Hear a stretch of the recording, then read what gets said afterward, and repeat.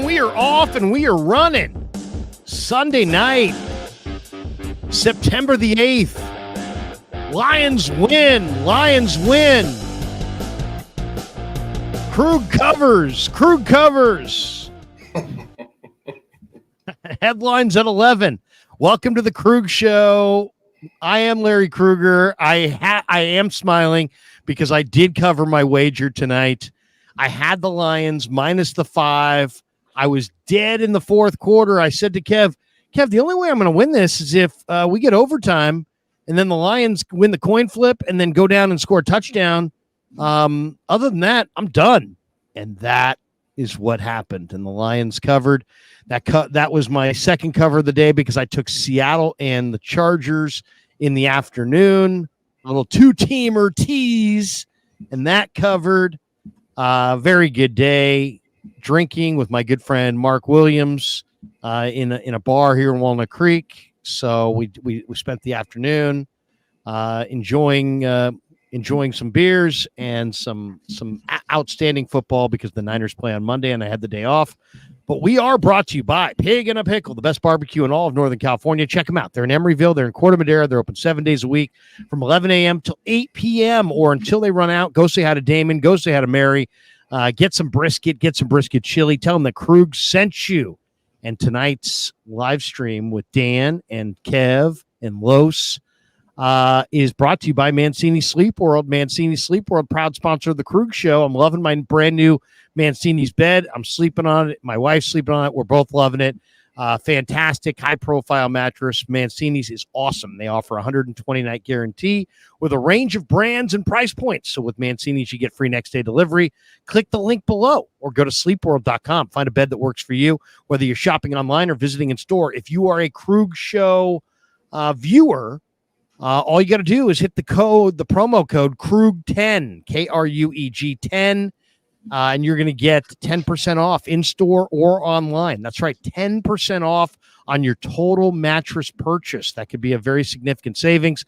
That's KRUEG 10, Krug 10, to get 10% off in-store or online at sleepworld.com. And thanks to all the good people at Mancini's for sponsoring the Krug Show. All right, tonight on the show, the return to the show of the great Kev, producer extraordinaire, who's back.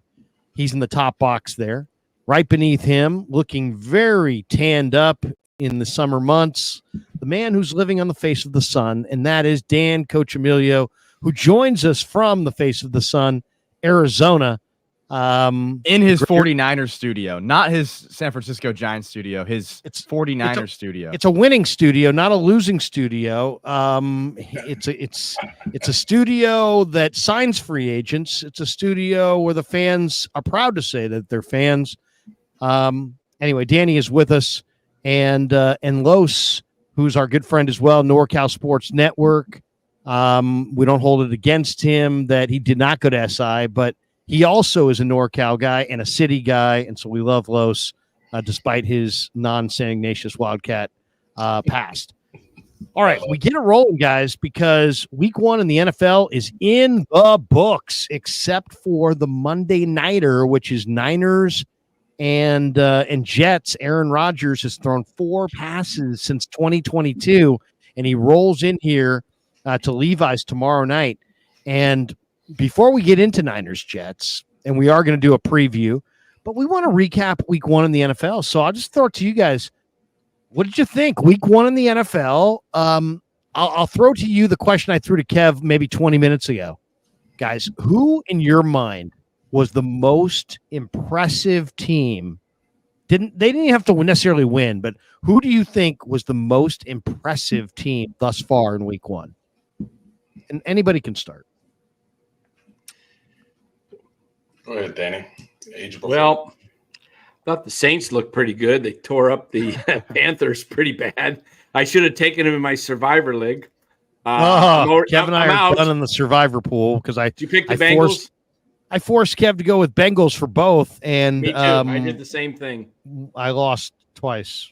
I think about 80% of people who are in Survivor Leagues are out right now. But to answer your question, I think the Saints look good. and tonight's game, even though there's some mishaps and stuff, first week, the Lions look scary to me. Was the Saints' awesomeness about the Saints, or was it about the Panthers? I think it's Bryce 80%, Young 80% Panthers, horrible. 80% Panthers, 20% Saints. I don't think Bryce Young three is my sacks, quarterback. by the way, for Alontae Taylor. They blitzed Taylor a bunch out of the secondary. He had 3 sacks. Yeah. No, Three I of the mean, 4. Bryce Young just looks like he can't play football in the NFL. Not at all. First play of the game, interception. He doesn't look. I mean, he's small. He's not super He's athletic. very small. He's athletic, but he's not really doing it with his legs. He got Deontay Johnson. He has Thielen, and it just looks terrible. Okay, let's revisit this for a second, because when this kid came out of Bama, everybody loved him. And the familiar comparison, or the continual comparison, was Aaron fucking Rodgers. They kept saying that Bryce Young is like the next Aaron Rodgers. And I don't see it at all. He's 5'10". He's 205 pounds. It's like, you looked at Trey Lance and he was billed as big, strong, fast. He was big. He might have been strong, but he didn't necessarily have a strong arm, and he wasn't particularly fast. I look at Bryce Young. He's not big, strong, fast. So then it's a matter of this guy better process. He better be incredibly accurate. He better play on time. And I don't know if it's his weapons or the fact that he's 5'10", 205 pounds, but I agree. I mean, a year and a game into his career, he looks awful. This is according to NFL Next Gen Stats. He was 3 of 30, but he had a negative 16.9 completion percentage over expectation. 13 of 30. Yeah, 13 of 30, but a negative 17% completion percentage over expectation. It's early, but it looks like Peyton Manning, Ryan Leaf all over again. Somebody really hit and somebody really missed 1-2. They couldn't run. They couldn't stop the run. And you're right. I mean, it's like Young is a bust, and Stroud, what do you guys think of Stroud today? Oh, he looks good. He looks good. And now he's got Stephon Diggs. He's got a lot of weapons. Man, he's, Arizona looked pretty good, especially the first half today against Buffalo. I thought they were going to beat Buffalo. And all of a sudden, Buffalo starts pouring it on. But I don't know. How about Arizona in that game, by the way? Arizona in that game ran it 25 times for 5 yards a carry. Now, granted, some of that was Murray, but still Connor, Trey Benson, they ran the ball effectively between the three of them, Murray, Connor, and Benson, 5 yards a pop. Yeah, the Cardinals aren't going to be the Cardinals of last year. They're going to be better. Last year, Cardinals was just atrocious. And they have a lot better weapons this year. Harrison didn't get anything. I don't know if you guys saw that. He had 1 reception on 3 targets. But they don't have much of a Connor, D line though. The only thing is they don't have much of a D line. I mean, they're not bad on the back end. Their defense is not great. I mean, they at one point had a 79% chance to win according to NFL Next Gen Stats, and they kind of fumbled the game away in that third quarter. Buffalo's my selection for the most impressive team of the day, not because they looked overly impressive or blew the Cardinals out, but that's typically a game that they lose. Arizona's very physical, and they hit them in the mouth early and often, and Buffalo found a way to come back and win. So I thought that was based on the opponent, I thought that was a good win for them, and they looked pretty good coming back. Yeah, they had 4 sacks. Buffalo had 4 sacks in that game, 3 from Greg Rousseau. It is interesting. Buffalo, all this talk about, teams that need receivers. Buffalo basically didn't want their premier receiver and said, we'll go out and figure it out. And, give them credit. I mean, at least for 1 week. I mean, they got some decent weapons around Josh Allen now. I mean, James Cook can catch it. They added Ray Davis. And then Keon Coleman had a good day, 4 catches, 51 yards, caught 4 of the 5 balls they threw him. Khalil Shakir, the Boise State kid, they threw him 3 balls all day, but he caught all 3. He scored a touchdown. Mac Hollins, Dawson Knox, Dalton Kincaid. I mean, they've got, they lost Gabe Davis, they lost Diggs, but the cupboard's not completely bare. I don't know if Buffalo is as good as they were a year ago, but that was impressive because, Arizona had them down in this thing. It was what, 17-10 at half. Buffalo I came like back that receiver. I like Keon Coleman, man. That's a good pick that the Bills got. Yeah, big receiver. Yeah, he's an athlete. Guy could play basketball too. He was almost the star basketball player. Arizona had a 17-3 lead. Yeah. Yep. With 7 minutes left in the second quarter. I'll tell you who impressed me today was Sam Darnold. Sam Darnold was 19 of 24 for 208, 2 touchdowns, the 1 pick, the 1 sack. But, he's got Justin Jefferson, who might be the best receiver outside of Chase in my mind, or maybe some people think he's better. Jefferson had 4 catches for 59 yards and a touchdown today. I think the thing coming out of that game that I would take is Daniel Jones is just absolutely atrocious. Absolutely atrocious. And I saw the stat. This is the craziest stat. Since signing his $160 million contract, Daniel Jones has thrown more touchdown passes to his opponents than his own teammates, meaning that he's thrown more pick sixes than touchdowns since signing his contract. Well, it's funny. I don't know if you guys caught the Hard Knocks with the Giants, but I loved it. I thought it was really, really good. And we got a lot of Daboll and a lot of Joe Shane. And, it's like they were trying to decide, they really badly wanted to draft one of these weapons, and they got, Neighbors, and they really badly wanted Neighbors. They were so intrigued. But it's like, you know what? It's like when you make one mistake and then you make another mistake because of the first mistake, and you make a third mistake because of the first mistake, and you make a fourth mistake, all going back to the first mistake. It's like, that's where the Giants are at. Like, the first mistake was paying Daniel Jones all that money. And now they're sitting there trying to justify it by saying, oh, we need weapons. He is a turnover machine. He has zero feel for the position. It's obvious to everybody watching him. He fumbles the ball a lot. He throws it to the other team a lot. He is big. He is strong. He is fast. He is smart. He sucks. And you guys, it's like it's like they wanted Neighbors, and Neighbors, I love Neighbors. He had 5 catches for 66 yards today. I drafted him on my fantasy team, but I don't feel good about him tonight because Daniel Jones stinks. They got to get off the Daniel Jones. The Giants are going to finish last because of Daniel Jones. He's bad. They're building that thing up, but Joe Shane and Brian Daboll, get off the Daniel Jones train before you lose your gig. Teams are so paranoid and scared to come off of average quarterbacks. It's shocking how it's consistently done, and they don't trust the scouting department to be able to find another quarterback or groom one or trade for one, whatever the case may be. And they just keep overpaying these guys over and over and over again. He's probably the worst example of them all. Yeah, and they have Drew Lock on their bench. I would go to Drew Lock pretty soon. Like, you made a mistake. You made the mistake. You're trying to justify it by getting Devin Singletary. You let Saquon walk. You got Devin Singletary. You went after a pass rusher and Brian Burns. You got Malik Neighbors. You have a couple backup running backs. Wan'Dale Robinson. They have some guys, but it's like the root of the issue is Daniel Jones. And until that's a great take, by the way. Go to Drew Lock soon. I totally agree. Yeah, go to Drew Lock.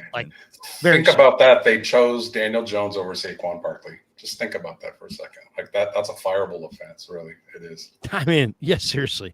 And then I love the I don't know if you caught it, Los, but Mara, the owner, is like, it would really be hard for me to see him go to Philadelphia. And then he goes to Philadelphia. Yeah.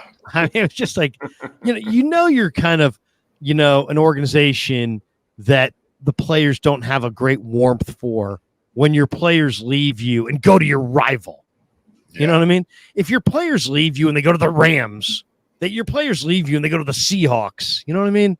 There's like something to prove. If you leave the New York Giants and you go to the Eagles, you're going from, first of all, one of the worst offensive lines to one of the best. But you're also in the division. That's just like twisting the knife Well, we got they were being. Yeah, I'm sorry. We got this being, one. Yeah, they were just go being ahead, cheap. Danny. They were being Go cheap ahead. with him. Yep. They were being cheap with him. Like if you watch that, they were like, "We want you to go test the market and then come back to." It was like this weird dynamic that if this was Niners media, it would have been like completely just. They would have just been pounded to the ground with the way they handled that, because they're like, "You go out in free agency and then come back to us with whatever best you got, and we'll see if we can work with it." And he was just like, It's like telling you. It's like telling your girlfriend, "Hey, you know what? Go on a couple dates, see how it goes, and then give me a call back." I mean, chances are, she's going to find something. It's not going to work. It's not. It's not advisable. It's not advisable. It's like, let's break up and date other people and then come back later. It's like, really? Like, is that really the best idea? Like, yeah. I mean, Danny and I can't relate. Los, I'm not sure, but Kev, listen to me and listen to me good. Don't try that. Don't try that. Jim in Florida says Larry won't admit the Steelers look good. What? Why am I now? I'm the anti-Steeler. Who looks good? Chris Boswell. Yeah, Boswell had 6 field goals. JJ Watt looked good. I'll say TJ Watt looked really TJ good. Watt. Yeah. Yeah. I mean, Pickens caught 6 of the 7 balls they threw him. He looked good. He tried to make a couple nice plays. Fields, 17 of 23 for 156, but there's no feel. I mean, he was sacked a couple times. He just doesn't have any feel. I mean, he ran for 57 yards. I don't know that he's not the better option though than Russell at this point. I did see some of this game off the red zone. I don't know. I mean, Steelers. I'll say this, and I said this. I stayed away from this game because the Steelers are typically good in week 1. And as you guys said, TJ Watt, 4 tackles, a sack, 3 hits on the quarterback. The Steelers got 7 hits on Cousins. I will say this: Cousins looked very much like Cousins. Like people sitting there going, "Why did the Falcons go after Michael Penix?" Did you see today's game? Cousins is 16 of 26, 155 yards, 2 touchdown, picks. 2 picks. No movement ability at all. No yards rushing. So I mean, how many years did they sign Penix or Cousins for? Was it 3 years or 4? That's a good question. I'm not sure how many years. You know who their leading receiver was today? Do you guys want to know who Atlanta's leading receiver was today? Pitts. My man, high all the time. And I say that because that's his favorite song. Ray McLeod, the third, the former Niner. God. Oh, wow. 4 catches for Ray for 52 yards. He was their leading receiver. Let's pick him up on fantasy now. Their second leading receiver was Darnell Mooney with one leading wide receiver. Bijan caught 5 balls. Pitts caught 3. Kirk's on a 4-year deal, catch. by the way. 4-year deal for Cousins. 4 years. And how many was guaranteed? Like, what was the guarantee in that contract? 180 million, 50 million signing bonus, 100 million guaranteed, 90 million in 2024, 2025. That might look as bad as the end of Matt Chapman's contract. Woo. As far as the Steelers are concerned, they get a nice win. They're rugged on defense. Their defense is going to keep them in it for the most part. I just don't think maybe Russell will look a little better, but I don't know. I mean, it just doesn't seem like they've got an offense that can produce. If they go up against a Falcons team in week 1, okay, and you can harass and harangue Kirk Cousins who can't move. But, I mean, realistically, I think the Steelers are going to have a hard time with any team that can score in the 30s. I mean, the Steelers are going to have a hard time winning games, where teams where the score gets, above 28. I don't know. How do you guys see the Steelers? I think they got an outside shot at it. I get them as a wild card team, but there's just not enough offense there. Not enough offense. I don't have them making the playoffs, but yeah, it's just not enough offense to get it done. Yeah. I mean, I think it's funny. Like people try to dissect this a million ways, but it really boils down to what these 2 quarterbacks have always been. And that's Justin Fields being a quarterback who just take sacks, and sacks are huge drive killers. And that's what he did. He took sacks, taking drive killers. The Steelers don't have very much to lose. They don't really have the ability to take sacks and then keep the drive going. They don't have George Pickens is the only guy downfield that you can really you can really count on to make a big play. And Najee Harris is never going to break a big run. It's just not in his body anymore. He just doesn't have it. And then Kirk Cousins is sometimes you're going to get the Kirk Cousins you got today where he's just atrocious. And then some days you're going to get the Kirk Cousins when the Niners played the Vikings last year on Monday Night Football. And he looked like the second coming of Joe Montana. Like he just was darting everything perfectly on the dot. So you just don't know what you're going to get with Kirk Cousins. And today you got the bad Kirk Cousins. Yeah. I'll tell you who impressed me today. I'll give you the team that kind of impressed me today because it was a good win. It was a win that I wasn't necessarily expecting. And there were some guys that I didn't really expect that kind of played huge in the game. And I didn't expect Dallas to slap around the Browns in Cleveland. And they put 33 on one of the best defenses in football. Now, Deshaun Watson's career, I don't know what to say about Watson's career. He was 24 of 45 for 169. He had 2 picks today, 1 touchdown. He was sacked 6 times. Dallas got up 20-3 in the first half, and then they're, as Kev has said many times, they're a bully defense. You know, they're like a runaway freight train. If they get to 20-3, they're going to make it 30-3. And sure enough, they tacked on more. But, to me, it was impressive. One, Dallas still doesn't have a running back. I mean, Elliott led him with 40 yards. Rico Dowdell had 26 yards. Prescott was not special in this game by any stretch. CeeDee Lamb, 5 catches, 61 yards on 10 targets. He didn't get in the end zone. But what really did impress me is DeMarvion Overshown, the former Texas Longhorn, the rookie linebacker, 11 tackles, 5 solo. He sacked the quarterback. He had a tackle for a loss. He had 2 hits on the quarterback. I mean, that's a big, athletic, tall linebacker who's, playmaker that they added right in the middle of their defense. I like Overshown. He really does move well. I liked him at Texas. He had a huge day. Kendricks also had a big day. He had 9 tackles, 2 sacks. DeMarcus Lawrence had 2 sacks and 4 hits on the quarterback. Parsons hit the quarterback 5 times.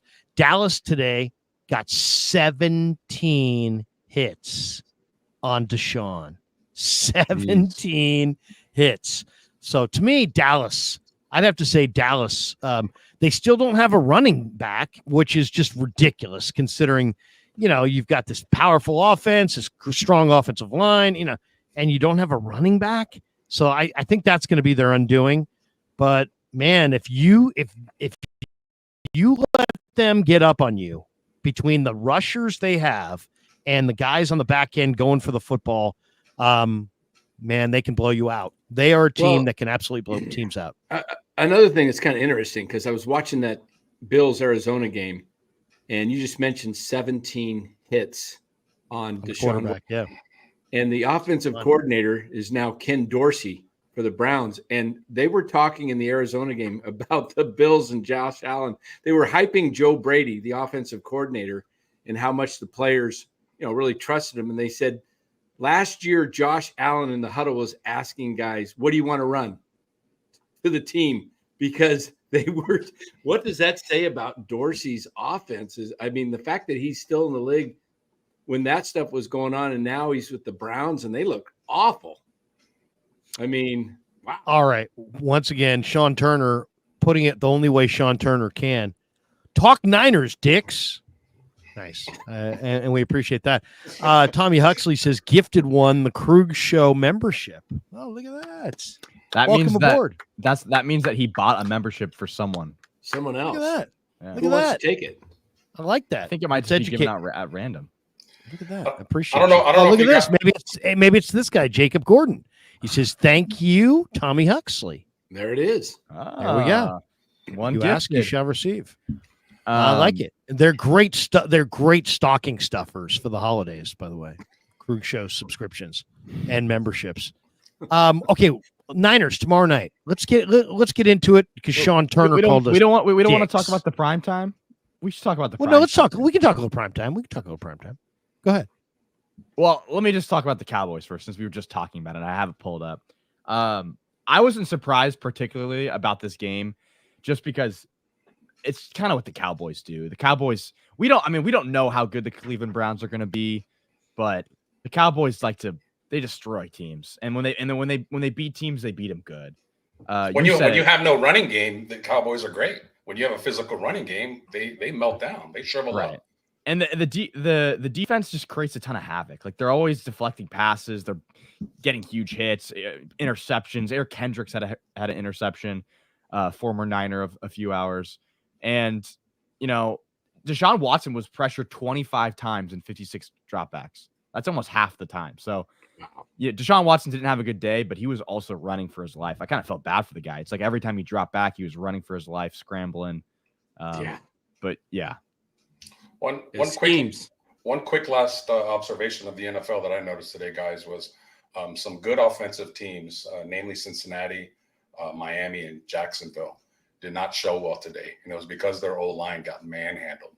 So, and we'll get into it when the Niners topic comes up, but you can have all the weapons in the world. If your O-line is not blocking people, it's going to create problems. Now, maybe week one, maybe the defenses are ahead of the offenses. Maybe there wasn't a lot of hitting in training camp, but I saw three very good offensive teams with a lot of weapons at their disposal not look real good.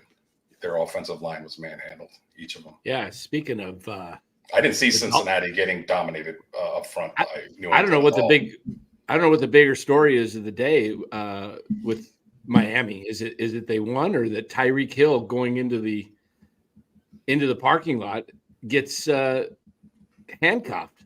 Well, not that he was laying on the ground. I mean, yeah, exactly, on the ground. What's going on in Miami? What was up with that? That's how they treat their football players. They treat him like he's a criminal. And apparently Calais Campbell got arrested too because he tried to intervene or something like that. Drew Rosenhaus was with, I think he said he was with Tyreek in the car, wasn't he, at the time? I'm not sure. That's what I thought I heard, but a lot of crazy things happened. You're talking about this Dallas game and Dallas coming out. I'll tell you who's happy this weekend, and he can cap off a great weekend tomorrow night with a big victory, and that's Brock Purdy.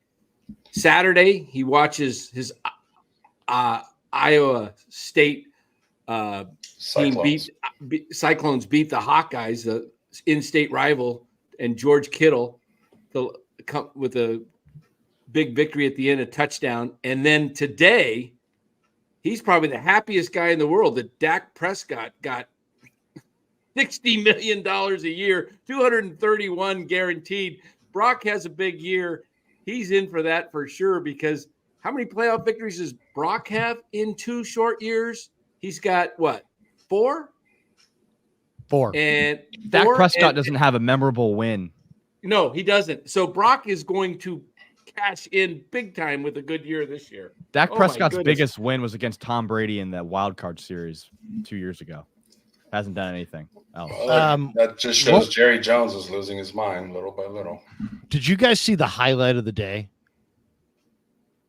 I'm going to show you what I think is the highlight of the day. Look at this. This is an unbelievable highlight. This is one of the great plays I've seen. Is this going to be an NFL film?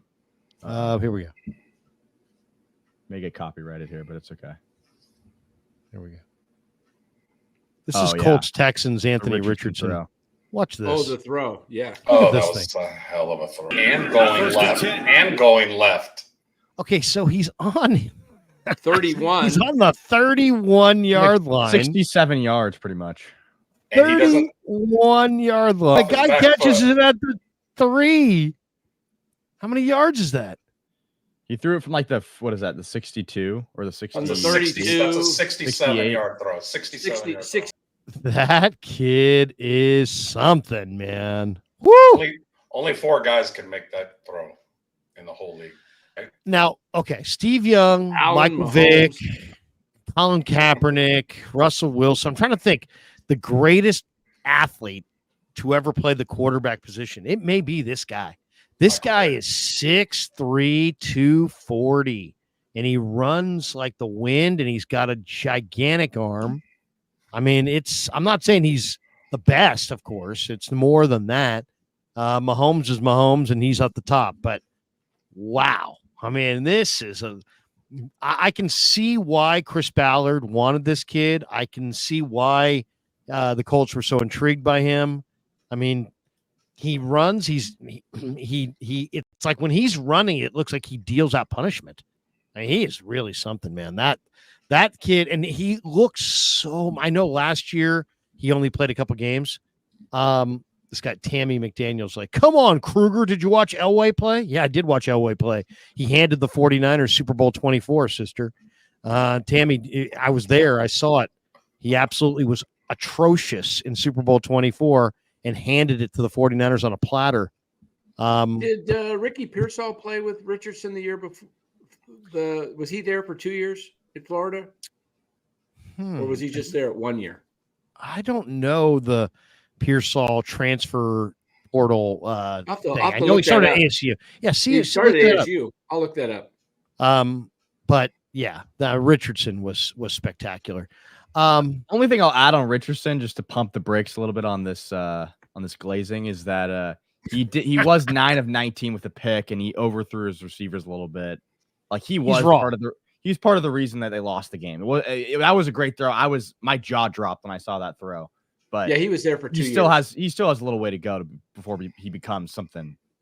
But I mean, like a lot of people were hoping Trey Lance was going to be this like a Richardson type player, but Richardson's got arm strength. Trey didn't have arm strength. Richardson's got foot speed. Trey didn't have foot speed. Richardson actually has tools in the tool belt where Trey just, was a guy that was pleasant, who was really glib and smart and had great FCS film, but he didn't have this kind of arm. He didn't have this kind of foot speed. I mean, that's the thing. You watch Richardson and you're like, whoa. Oh yeah, this guy's way better athlete, way bigger, stronger athlete. With actual major tools. I watched a lot of Chargers today, and I tried to get Kev to go for the Ohio State running back coming off the injury. They had Gus Edwards and J.K. Dobbins, and I was like, oh, let's draft J.K. Dobbins. And no, we didn't want J.K. Dobbins, but J.K. Dobbins is going to have a huge year. I don't know if you guys saw him today. If he stays healthy. If he stays healthy, J.K. Dobbins never been the case. He's going to be a monster.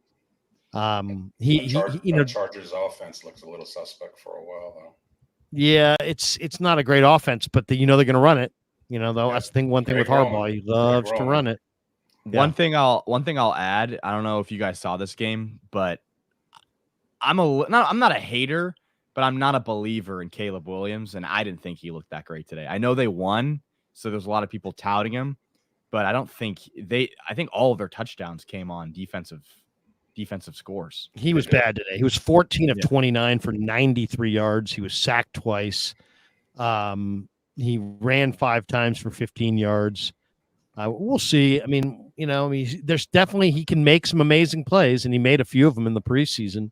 And he's definitely got a nice surrounding cast. Look what they've got. They've got some good running backs. They've got some good receivers. They've built up their offensive line. They've improved their defense. TJ Edwards today for the Bears had 15 tackles. Jaquan Brisker had 10. Darrell Taylor, who they got from Seattle, was fantastic today. He had 8 tackles, sacked the quarterback twice, couple TFLs. That the big kid they drafted from Florida, Jervon Dexter, guy's like 6'6", 330. He's a monster in the middle. He's huge. So I mean, I'll say this: Tyreek Stevenson is a baller. Jalen Johnson's a baller. Montez Sweat. I mean, suddenly the Bears, Kyler Gordon. The Bears are they're building. Ryan Poles is building a bully. 3 sacks, 10 hits on the quarterback. DeMarcus Walker had 4 hits of their 10 on the quarterback. So the Bears defense is legit, and some of their weapons are really, really good. But yeah, they're going to lose games because Caleb is not very refined. He's a young player. You can't just kind of see guys open and then hit them. You've got to throw them open you got to anticipate and make anticipatory throws. It's about making plays and it's about leading them to the open spot. And that's, and I thought he was as good as Will Levis in this game. Levis had a couple picks. Right. He was 19 of 32. But you're not going against Will Levis every week. Well, the thing with Caleb is, can he make plays in structure? And I feel like at USC, he didn't really need to because he never really could, because the offensive line was so shitty that he was just running around gunning it. and he's really good at that. And you saw that in the preseason, even though in the preseason, the first game in the preseason he played, he was like 10 of 20 and didn't play that well. All of the highlights were him running to the right and throwing across his body to the end zone for a touchdown. So he can make those throws, but it's just, is he going to be a consistent quarterback? Because I heard this guy was the generational talent, was the next greatest quarterback to ever play the game. So long term, do you like Jalen Daniels or Caleb Williams? I liked what I saw from Jaden Daniels. I didn't see everything in that game, but when I was watching it, he can move pretty well, and he's small. And he got rocked at LSU every time he ran the ball. But if he can stay healthy, and he has been healthy, I like Jaden Daniels a lot. I think I like him more than Caleb. Yeah, I do too. Jalen Carter, had the controversial play where he grabbed Jordan Love the other night in Brazil, and Love was engaged and he was being tackled and Carter was on the ground. He grabbed Love's left leg. Love had a fairly significant injury to that left knee. I don't know if it's torn ACL. It looked like his knee popped, and we could see the video of through his pants of the knee ligaments popping. But I guess that wasn't the case, and they're saying that it's the MRI showed some problem. Was it a kneecap situation? But we don't know. It was an MCL. Sprained MCL though, not torn. 3 to 6 weeks. Yeah, that's what they say. Okay, so he is not done for the year. They do have Malik Willis. I'm going to share the screen on this one so you guys can see this. This is the play, and you can kind of see him grabbing the knee right there. Push this back a little bit. There's no volume on it. Oh wait, there it is. You should go full screen on it. Oh, okay. Wait 1 second. Yeah. Okay, so there you go. Here it is again. Carter's on the ground. He grabs Jordan Love's leg. Do you look at that as a dirty play? I don't know. I don't know if you can say that's dirty. But there were a lot of people that were suggesting it was dirty. Looks like his hand's going up toward the hip to try and pull him down. He's trying to pull him down. Yeah, I don't think that's dirty. I think I wouldn't put it past Jalen Carter to do something dirty because he kind of does do dirty things. Had character issues. But from what I can see, it looks like Jordan Love still has the ball. So he's trying to bring him down. Yeah. Right. Yeah. And it's not like he yanked his leg in any weird way. Now, the guy's ankle was caught underneath Carter's body when this happened. You can see his left ankle caught underneath there. But still, it wasn't. Whenever someone's leg gets caught on something and then their knee starts bending in like the wrong direction, it's such a. I hate that. It's not good. It's not a good outcome. Yeah. What do you guys think of if you're the Niners and the Packers called and said, because they got to win, and can they win with Willis? If is they this said a trade coming, are you? Danny's trading. Yeah. I'm just saying. I saw it. Wait a second. We must have a sounder for that. There's got to be a sounder for Danny making a trade. Let's see. Here comes the sound for me. This I got to hear. Danny's thinking about a trade. Danny, give us the trade. It's not my trade. I saw it. I read it somewhere. Somebody pointed out Josh Dobbs for a 6th round pick. Would you make that trade?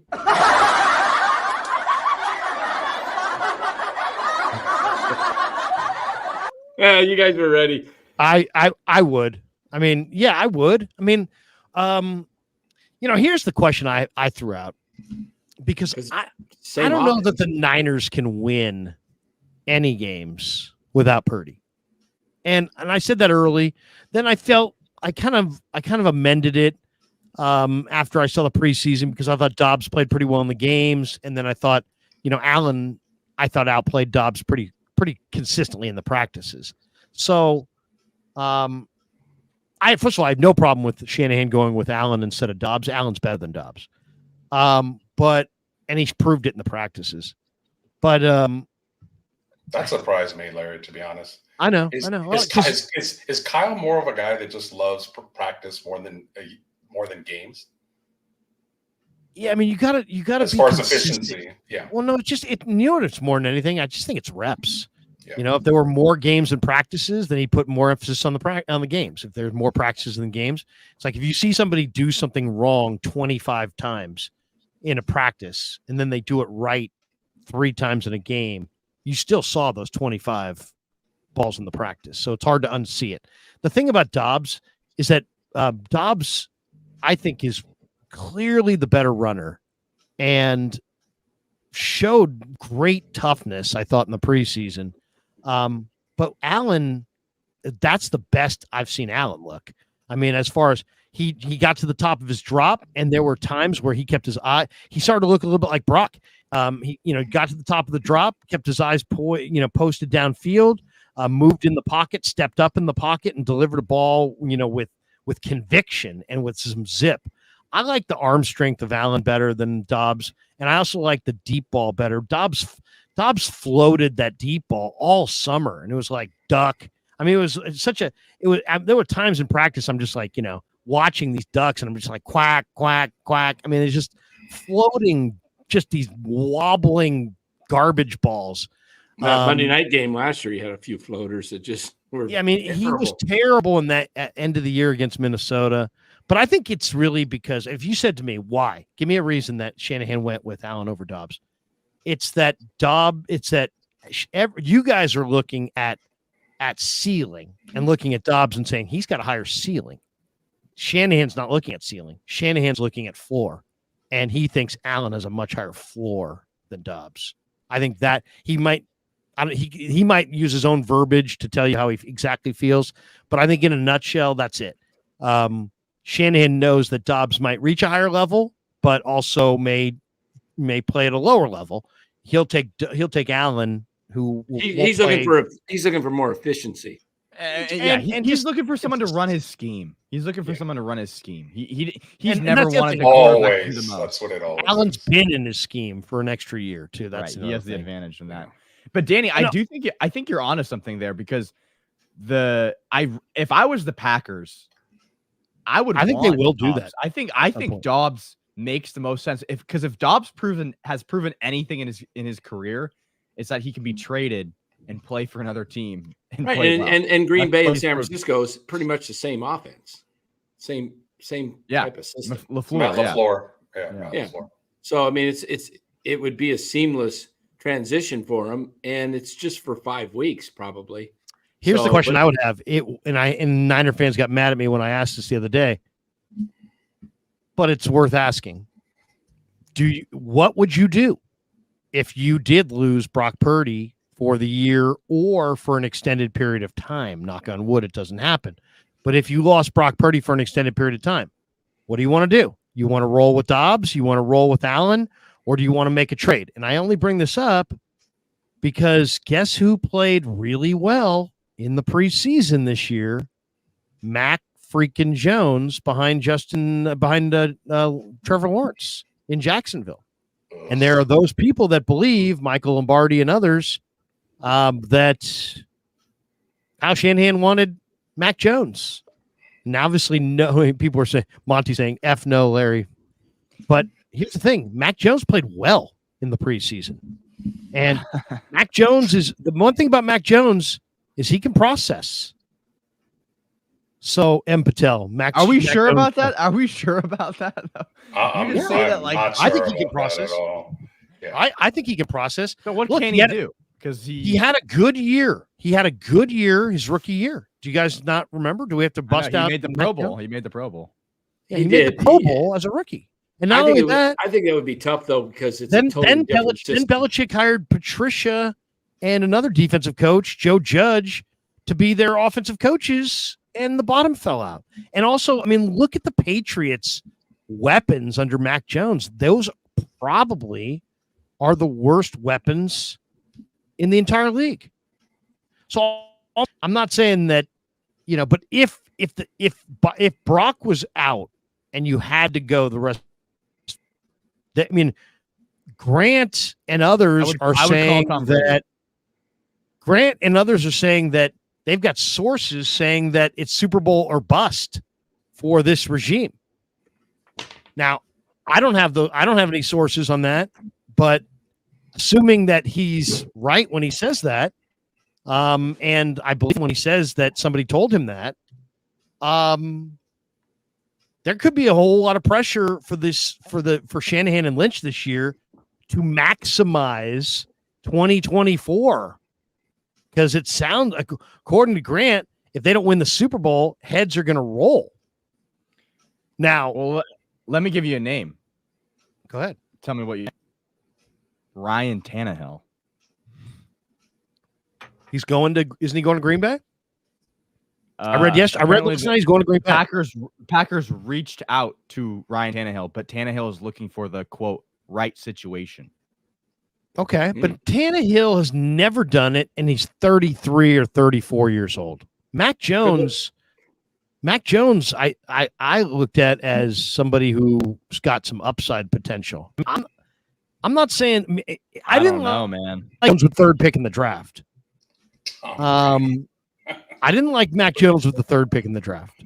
It doesn't mean that Mac Jones at all. I mean, here's what he did in 2021. 67.6% as a rookie, 300 yards, 22 touchdowns, 13 interceptions. We sacked 28 times. That was the first year. Second year, he completed 65.2%, 2,997 yards, 14 touchdowns, 11 picks. Last year, he completed 64.9%. So we're going the wrong direction. 2,120 yards, 10 touchdowns, 12 picks. So he's got 46 touchdowns, 36 picks, but he's completed 66%. Now he's in Jacksonville. I would have no faith in Mac Jones at all.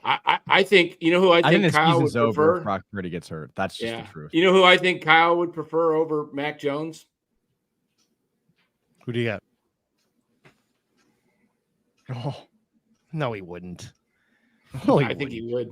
How do you have that hat? I think you'd rather have Mac Jones right next to you. Why is that hat right next to you on the table? It was in my closet. I was going to say the same thing. What the hell? Just pull that out. A Jimmy G hat? Danny's like, and if it wasn't him, and he's like, this, and he puts like a Ryan Tannehill hat on. He just has all the quarterbacks' hats like next to him. No. Hey, by the way, tonight's game, what's the update on Puka? Woodpit 420 just says Puka. Did Puka? What was the deal, Kev? Because I saw the play he got hurt on. Well, going into the season, he had liquid in his knee. He had a nasty knee kind of problem, and I'm guessing he re-aggravated it, but maybe it's a different knee. But Puka had like injury concerns heading into the season. I'll look if there's an update on him though. Okay, by the way, we got this one in the chat. Jacob Gordon. He says, somebody made the claim ownership was unhappy with all the money doled out in the contracts. He says, what the fuck? That's the cost of doing business in the NFL and drafting well to remain competitive annually. Okay, well, we can hit this here. What do you guys think of obviously, we all saw the video. We all saw the report. What do you think? It's, I always think, before I want to go with something, I go two sources, but who knows? Maybe Grant's got two sources on this.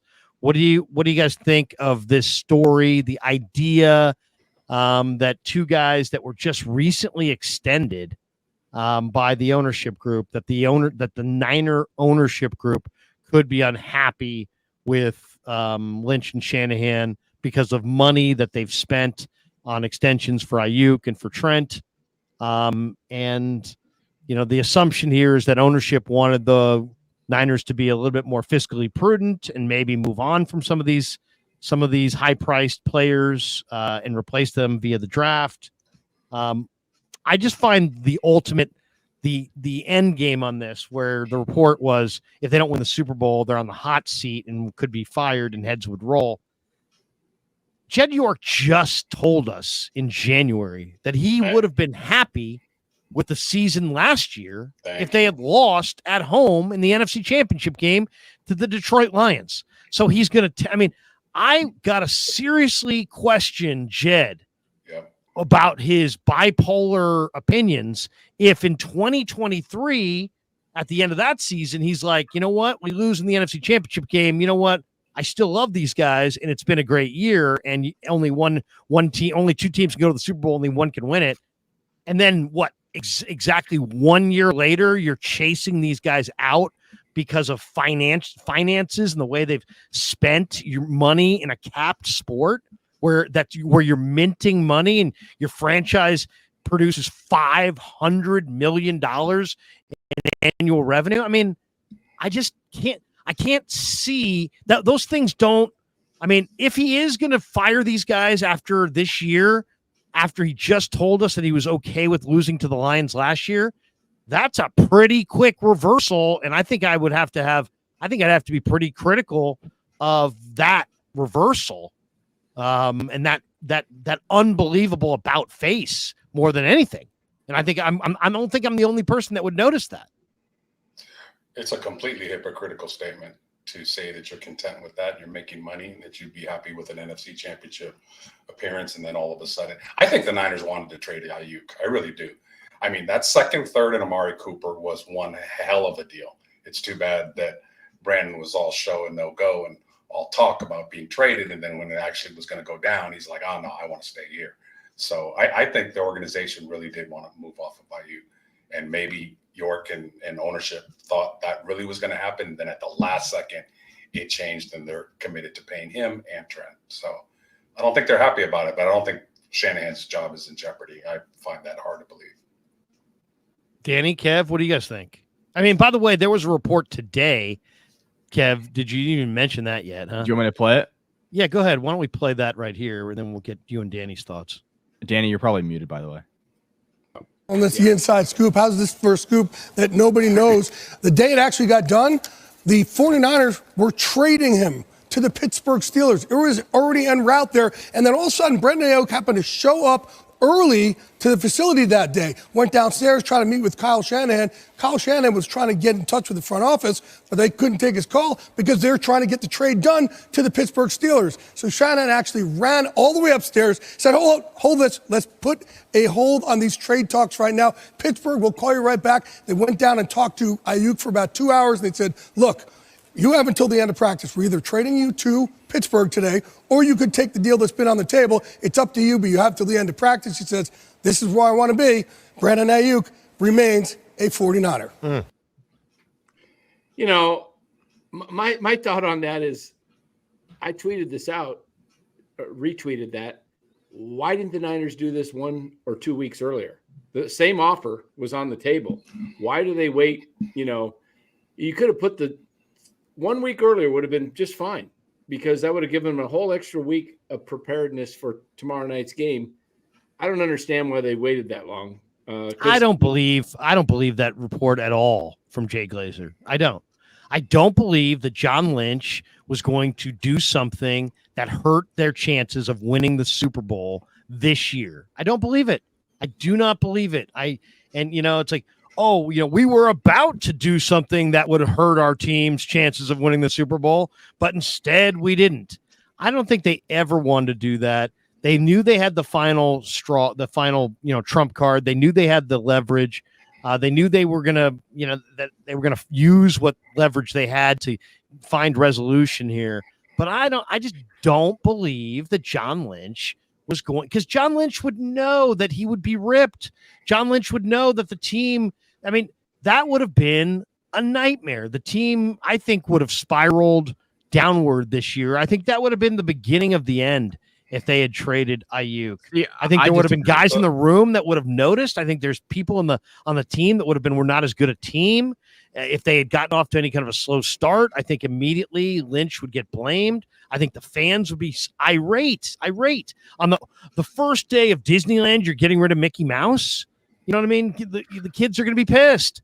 And same football fans are no different. First day of the season, you're going to get rid of Brandon Aiyuk, one of your star players, one of your big, superstars. I mean, come on. It's just, I believe they said it to him, but I don't actually believe they were going to do it. I really just let me ask you guys this: the Bills just followed the Chiefs' philosophy of getting rid of their number one receiver, trading them instead of paying them. It worked for the Chiefs. They got Mahomes. Now the Bills do it. They got Josh Allen. The Niners not considering Brock Purdy an elite quarterback like that to be able to get off of your number one receiver, because that's the only reason I would think the Bills and the Chiefs would do that is we have an elite, not a very good, an elite quarterback that can win with average playmakers. Maybe Maybe they don't consider Purdy elite. They consider him very good, and that he needs a lot of weapons around to be successful. I'm just throwing it out there. Well, I mean, I just look at it. I look at it. I mean, Kev, good jump in, but I look at it at a very basic level. For this year, I mean, you can make whatever moves with the money you would have saved down the road. But for this year, for 2024, this was not a debate of, hey, do you want Aiyuk or do you want this guy? You want Aiyuk or you want that guy? It was like, do you want Aiyuk or you want nobody? Right? That's what it's going to be. You're either going to get a 2 and a 3, or you're going to have Aiyuk. Do you want a 2 and a 3 in next year's draft, or you want Aiyuk? Now, the one thing that nobody ever seems like they bring this up, but from what I could take, or what I could understand from what I've heard, the Niners were offering Denver a 3rd for Cortland Sutton. They were going to get a 2 and a 3 from Pittsburgh, and they were going to turn around and flip that 3 to Denver for Cortland Sutton. What we never found out is, what if the Niners had offered the 2? Would they have gotten Sutton? You know, if they got a 2 and a 3, what if they had, instead of offering the 3, what if they had offered Denver the 2? Would they have given the Niners Sutton in that situation? So, you know, I mean, I don't know. Ultimately, Aiyuk stays here. As far as what did the 49ers wish for? What did he wish for? I don't know. But it seems to me that they probably could have had Sutton if they threw that 2, but they weren't offering the 2. They were offering the 3. I disagree with you in the sense that I don't think Jake Glazer's lying. He made it up.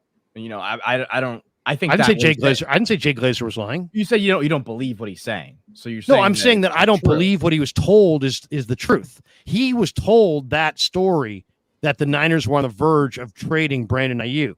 I believe somebody told Jay Glazer that exact story.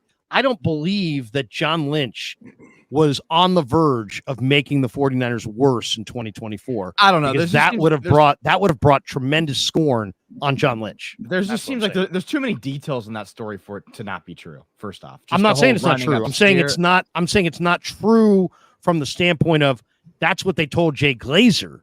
That's what they told Jay Glazer. Doesn't mean that's the way it happened. Or that's the way it was going to happen. Let's just rewind. They had tons of time to trade Brandon Aiyuk, right? So, so they were patient as hell. They waited forever and eternity. But if he didn't tell them that one day they were going to do something that hurt the team this year, I'm not buying it. I am, because you got to remember what was going on during that week. That was the drop. That was the Friday before the start of the season. That was the last training camp practice. You saw the way they came into the training camp press conference. Both Kyle Shanahan and John Lynch looked like they were pissed. John Lynch was pissed. He said, so at some point you just got to play. Kyle Shanahan looked like he was sad, like he was depressed. It didn't seem happy. It didn't seem like they were about to sign Brandon Aiyuk if that's what they were actually going to do. So I buy it when Jay Glazer is saying that they were about to trade him, because it seemed like they were about to trade him. And so you really believe that the 49ers were going to hurt their chances of winning a Super Bowl inside their Super Bowl window? Because that's what you're saying. Maybe they had that deal with. Maybe that another. Maybe deal they changed that deal with Sutton. Maybe it came down to they had that deal in place with Sutton. If they get the 2 and the 3 from Pitt, maybe they had it back in place. But I mean, my point is, if they really wanted Sutton, they probably could have offered the 2. They offered. Well, they say they offered the report was they say they offered the 3. I'm just saying, I don't it's like in hindsight. Okay, so in hindsight, Lynch was going to make the team worse. No, come on, man. I don't buy that. He's never done that. There's never been one time that they've sold off good players in the middle of we're going for it. But they're going to do that with Aiyuk. It's easy to say that now. It's easy to say that now once Aiyuk signed and he's going to play. At that point, he's held out for the entire summer and he was just not going to play. So it's like, would you rather not have Aiyuk or not have Aiyuk? So they were going to trade him. But you owned Aiyuk. But that's the thing, Kev. You owned Aiyuk. You owned Aiyuk going forward. But he had no control. So it wasn't like they're on the verge. It wasn't like a free agent and who's, hey, man, you better trade this guy at the deadline. You're going to lose this guy at the end of the year for nothing. No. They were not going to lose Aiyuk at the end of the year for nothing. So I don't believe it. I don't believe that John Lynch was this close to actually pulling the trigger. I believe that that's what they wanted Aiyuk to believe. I believe that that's the story that they told Glazer, but I don't believe they were actually going to do it. I really don't, because think about it. They would have been worse. If you take away Aiyuk, the 49ers are not the same team in Vegas. The numbers on the Niners, they're not the favorite without Aiyuk. They would drop dramatically if you took away Brandon Aiyuk. But what if he wasn't going to play? At that point, he was holding out. Right. But I mean, they owned him. So he was like, whether he wanted to, they wanted to get it done now. I don't doubt that that's the story they're telling Glazer. I just don't believe it. I don't believe that John Lynch would have done it, because John Lynch then would have been ripped, and there's no way around it. It's not like, well, no. People would have been really happy. No, they wouldn't have. They would have ripped John Lynch. It would have dialed up the heat on the regime dramatically in one day. Would it not? I mean, would you rather had Cortland Sutton for an entire season or Brandon Aiyuk for the last 6 games, if that's the game he was going to play? I'd rather have Cortland Sutton for the full season than Brandon Aiyuk for the last 6 games, because that's the road that they were going down. So to say that just to pretend that Aiyuk was just in it after that day, everyone knew it. That was not. Everyone was moving the other direction. I studied Cortland Sutton for an hour or so this summer, just when his name was being bandied about. He is nothing close to Aiyuk. I mean, he's a big-bodied guy who was drafted high. And he looks good in the uniform, but if you watch him, I mean, he's a glorified possession receiver. I don't know that I saw him run 40, 50 different routes and I don't think I ever saw him really get any consistent separation. He doesn't separate like Aiyuk separates. Aiyuk gets separation.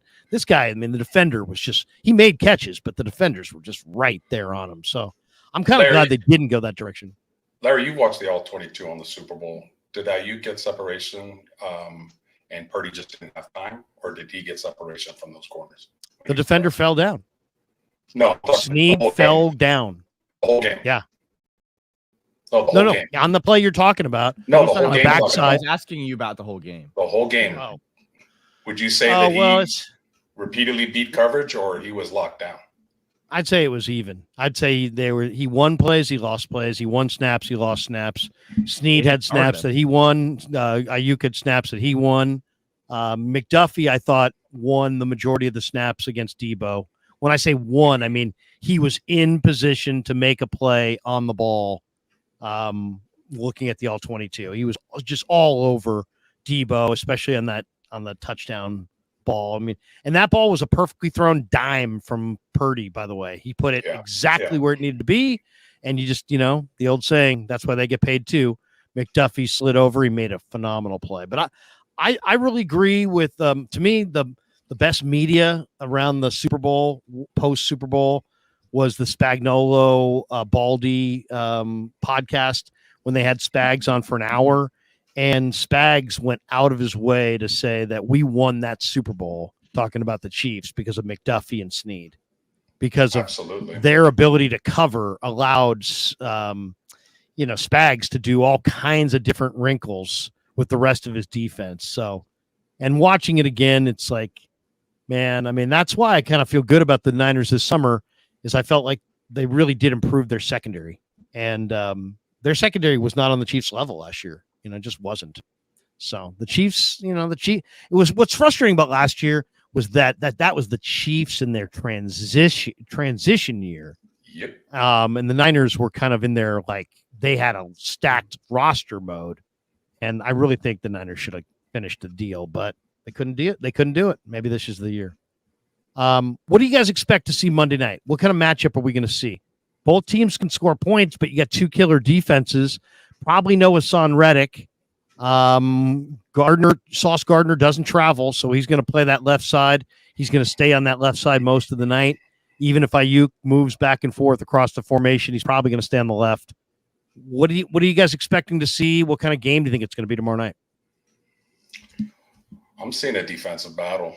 I'm seeing a low-scoring 23-20, 21-20 type of game, 21-17. I'm frankly just seeing both defensive lines just kind of dominating both offensive lines. So I think The running is going to be difficult. Well, I think the Niners are going to be able to run a little bit. But Larry, you mentioned something very interesting about Breece Hall and the Niners having a hard time with the screen pass. Cincinnati exposed them on that. And what I will ask you is, Shanahan does not have the screen pass. I'm not talking wide receiver bubble screen. In 7 years of watching Shanahan, he does not have the running back screen pass very often. I don't see it. And that's in all the years I've been watching football, that is the best play to call against a blitz. And correct me if I'm wrong, but I don't see him using it. And I'd like to see him use more of that as the season goes along. But I expect a low-scoring defensive game, to answer your question. What are you guys expecting? I predicted the other night 24-20 Niners. I think it's something like that. I mean, the Niners are used to putting up 30 points, but I think it's going to be a bit of a struggle against the Jets defense to do that. And just the timing of, Aiyuk and Purdy and getting that in rhythm again. And then also, how much are we going to see of CMC tomorrow? Are we going to see, he says expect the same level of reps and everything that he was doing last year. I hope not. I sure hope they don't run him into the ground tomorrow night with a calf type Achilles. That calf's been bugging him a long time. And I still remember when KD went out in the playoffs with that calf, and then, and then Greenlaw last year dealing with the calf. And anytime you're dealing with calf and Achilles, I just, gosh, don't overwork him. You got Jordan Mason. Give Mason 10 carries Seriously. a game. I mean, Since last year, we've been asking for this. This is the most aggravating Niner topic, I think, because it's like, I get it. CMC is a great player, and you spend a lot to get him, and he gets to kind of call his own shots. He can practice when he wants to practice. He can do what he wants to do because he's a special player. I get all that. But if you told me, man, I got a car and, I'm going cross country with the family and it's got radiator problems and I'm pretty sure I blew a hose, but I'm not, I smell some coolant. It's not good. My brakes have been smoking recently. The car runs a little hot. But you know what? We're going to Sarasota. You know what? We're driving to Sarasota, damn it. And the family's all getting in. I'd say, hey, do you have another car? Oh yeah, man. I got a sweet brand new ride in the driveway. I just haven't driven it around. It's awesome. It runs great. It looks great. It can take the whole family. How about take that one on your cross country drive? I feel like that's what we're talking about here. I mean, Christian McCaffrey is just been used so much. The guy is not 100%. Now they're talking about an Achilles. You just signed him to a big money deal. He's talking about an Achilles. We all know what a career altering injury that really is. If you're Dallas and you got Deuce Vaughn, okay, then risk Christian McCaffrey. But if you're the Niners and you got JP Mason, he's 240 pounds and has run great all summer, man, you're 10 times stupid if you don't put him out there. I mean, I wouldn't put Christian McCaffrey out there until he was absolutely as close as he could be to 100%. It's week 1. It's a grind. The Super Bowl's in fucking February. It's September. It's the first week of September. Play your other back. And Larry, he kept them. It's mind-numbingly stupid that they keep running this guy into the wall. I mean, you got to the Super Bowl last year. He wasn't ready. He wasn't 100%. He fumbled. It's like, are you going to do that again? You're going to keep making the same fucking mistakes year after year after year? Or are you going to learn from your mistakes? So that's my thought on it. I mean, goddamn, play JP Mason a little bit. He's clearly ready. You asked Kyle at a press conference last year. I distinctly remember that. Why is it sustainable? And you know what his answer was. And Kyle likes to keep in his starters even in blowouts in the fourth quarter. And I think it all stems to that Detroit Lion game years ago that they almost blew. They were up like 21-24 with like 5 minutes left. So now he's paranoid. He does not take out his players when the game is in hand. And he has to do a better job of utilizing his roster. They have played 60 games the last 3 years. 60.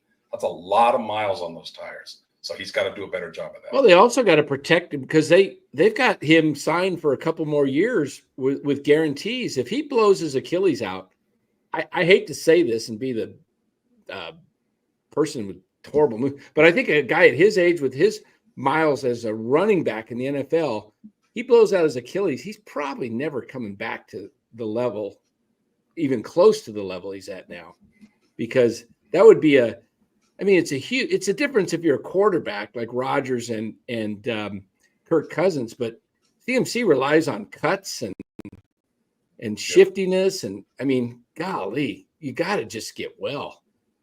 Just don't take that risk. I mean, they ought to even just consider starting Mason tomorrow and see how it goes. I got no problem with Mason getting a big heavy dosage of action tomorrow night. Some of the couple numbers that I think are really interesting. Rodgers 3-13 straight up when he's an underdog of 4 points or more. Thought that was really an interesting number. And you look at, I feel like we're building Rodgers into almost something that's almost mythical at this point. Oh, it's Rodgers.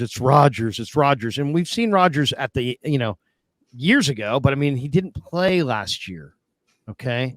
Butthead says is now down to -3.5, Larry. Is it really? Is -3.5? Jets getting some money. This is a stat that Kev found me this week. Since the start of 2022, Rodgers has the same pass success rate and the same number of interceptions as Desmond Ridder. Since the start of 2022, Rodgers' EPA per play in the rankings, the guy in front of him is Ryan Tannehill, and the guy behind him is Baker Mayfield. So maybe Rodgers, is it possible that we're making Rodgers seem better than he is? Yeah. His last 300-yard passing day was December of the 2021 season. And since that day, he's 12-11 as straight up and 10-13 against the number. So I don't know. I mean, I think, Rodgers, he's tremendous. And, if you look at the numbers career against the Niners, you're like, oh, wow, they got Rodgers Monday night. It's going to be a mess. It's going to be a wreck. I don't know. I feel pretty good about their Niners chances. How do you guys feel? For the more I look in the game, I agree with you. Yeah. Like I read those stats too. Aaron Rodgers is not the guy to be concerned with. The thing I'll add though is the Jets last year won 7 games and had historically bad QB play. So anything that Aaron Rodgers can give them will be a step up. So the Jets are going to be a better team with Aaron Rodgers because they were playing with, just horrendous quarterback play last year. The thing that worries me the most is the defense. I'm looking at some stats here from Warren Sharp that I thought were really interesting. Last year, the Jets held the top QBs that they faced to a really, really, really well. They played against the best quarterbacks really well. CJ Stroud averaged 8.4 yards per attempt. They held him to 4. Dak Prescott averaged 7.7 yards per attempt. They held him to 5.8. Josh Allen averaged 7.5 yards per attempt. They held him to 5.8. Hurts was 7.3 yards per attempt. They held him to 6. So it's just like you get the deal here. The defense is able to hold good offenses and good quarterbacks to below what they normally produce. And I think it's largely due to DJ Reed, Sauce Gardner, Michael Carter II in that secondary, because those guys are absolutely locked down. And they have Quincy Williams at linebacker. They have Quinnen Williams, defensive lineman. They have Javon Kinlaw now. They have Will McDonald. They have a number of pieces on that defense. And I think that's going to pose a significant threat to the 49ers. This is going to be the best defense they play since the Cleveland Browns last year. I think without a doubt. So that's the test. And it's going to be a test coming off of a offseason where they didn't have Brandon Aiyuk the whole offseason. CMC has an ankle Achilles injury. So he has been playing in the preseason. So they're going to have to come out firing. So I expect, like both Dan and Lowe said, low scoring. I think it's going to be a low scoring game. I think the Niners will win it, but the test is going to be on the offensive side of the football. Yeah. How about that offensive line? What's going on? Which one? I heard Banks may be out for tomorrow night? Possibly. No. Banks is playing. Okay. Banks is playing. Banks has got a pinky. He's going to play. Trent's going to play. Trent's going to play. Yeah. Trent's going to go. Banks is going to go. Brendel's going to start. Pooney's going to start. McKivitz. Apparently, Trent is full go, but Aiyuk's going to be on a snap count of some sort or like some type of restriction. Yeah. Ayuk, I'll say this. Aiyuk looked really gassed and winded at practice, the first couple of practices. Now, he still moving well. He's still Aiyuk, but he just, he looks like a guy who hasn't practiced all summer. He looks like a guy who's sweating like everybody else was sweating a little bit. He was sweating a lot, because he hasn't been out there. Okay. Let's hit a couple starred chats. And we got this one from Gunzy. If the Niners look likely like they did last year, based on what I saw this week, I don't see anyone in the NFC besides the Lions. Well, you never know. On the Rams. Yeah. Based on what you guys saw, who looks, if you had to say right now, based on the first weekend of the NFL season, who would you say is if the Niners are the team to beat, let's just say, in the NFC, who is the number one contender? Is it Detroit? Is it Philly? Is it New Orleans? Is it Seattle? Is it the Rams? Without a Detroit. shadow of a, Detroit without for a- me. Yeah, without a shadow of a doubt, Detroit. I think it's Detroit. Okay. I might go Philly. I might go Rams. Really? I The kind Rams are going to be tough, but depending on how many of those guys are out, they lost 3 guys tonight on the O-line. I don't know how serious they were. I mean, how serious Puka's injury. let's look at Philly, though. I mean, Hurts had 3 turnovers by himself in that game. That was such a sloppy game. And they're playing a Green Bay team Horrible that's a field. playoff team from last year. Green Bay ran the hell out of the ball in this game, by the way. I don't know. Philly's run D, is Philly's run D a bad run D? Because they give up 7.8 yards a carry. And Jacobs went for 5.3 a carry. So I don't know about Philly's run D, but I mean, Philly's got Hurts, didn't have a good game. Saquon now behind this line. You still have Devontae Goddard and A.J. Brown. So it's a tremendous group of weapons. I loved what I saw of Mekhi Becton next to Lane Johnson on the right side of Philly's offensive line. My God. And Quinyon Mitchell was fantastic. And they got C.J. Gardner-Johnson back.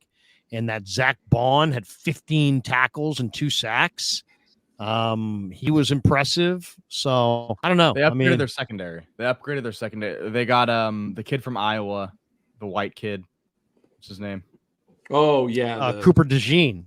DeJean, yeah. And they had the other corner, Quinyon Mitchell, who had a really nice play in that game. So I think he's a stud. But they haven't had good linebackers there for a while. So I'm not sure. I think you're right. I don't think they're going to be very strong in the run game at all. Well, get this. Nakobe Dean, they signed Devin White away from Tampa, right? Nakobe Dean beat out Devin White for that inside linebacker spot. I was talking to Jody Mack, who's a big, WIP host out there in Philly. Jody Mack says he thinks there's a very good chance the Eagles may either trade or release Devin White. How about that? Devin White getting released. The Super Bowl ago, he was the best player on the freaking team. It was amazing. Now he's just Nakobe Dean and his fall from grace. We got this one from King Dodongo. Interesting name. Dodongo. King Dodongo. The Packers should sign Jimmy G. Good idea, King. Roberto Davis says the Aiyuk topic has been beaten into the grounded. Yes, thank you.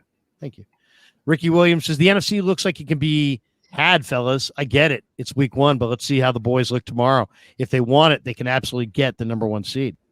Well, you need it. You need that number 1 seed, right? Absolutely, you need it. All right. Let's do this. I said we were going to do some awards. Let's do some awards. Why don't we roll it down?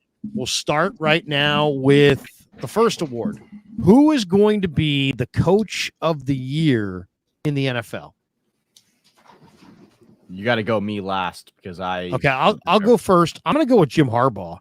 He's the betting favorite at plus 850. Kevin Stefanski of the Browns, by the way, won last year.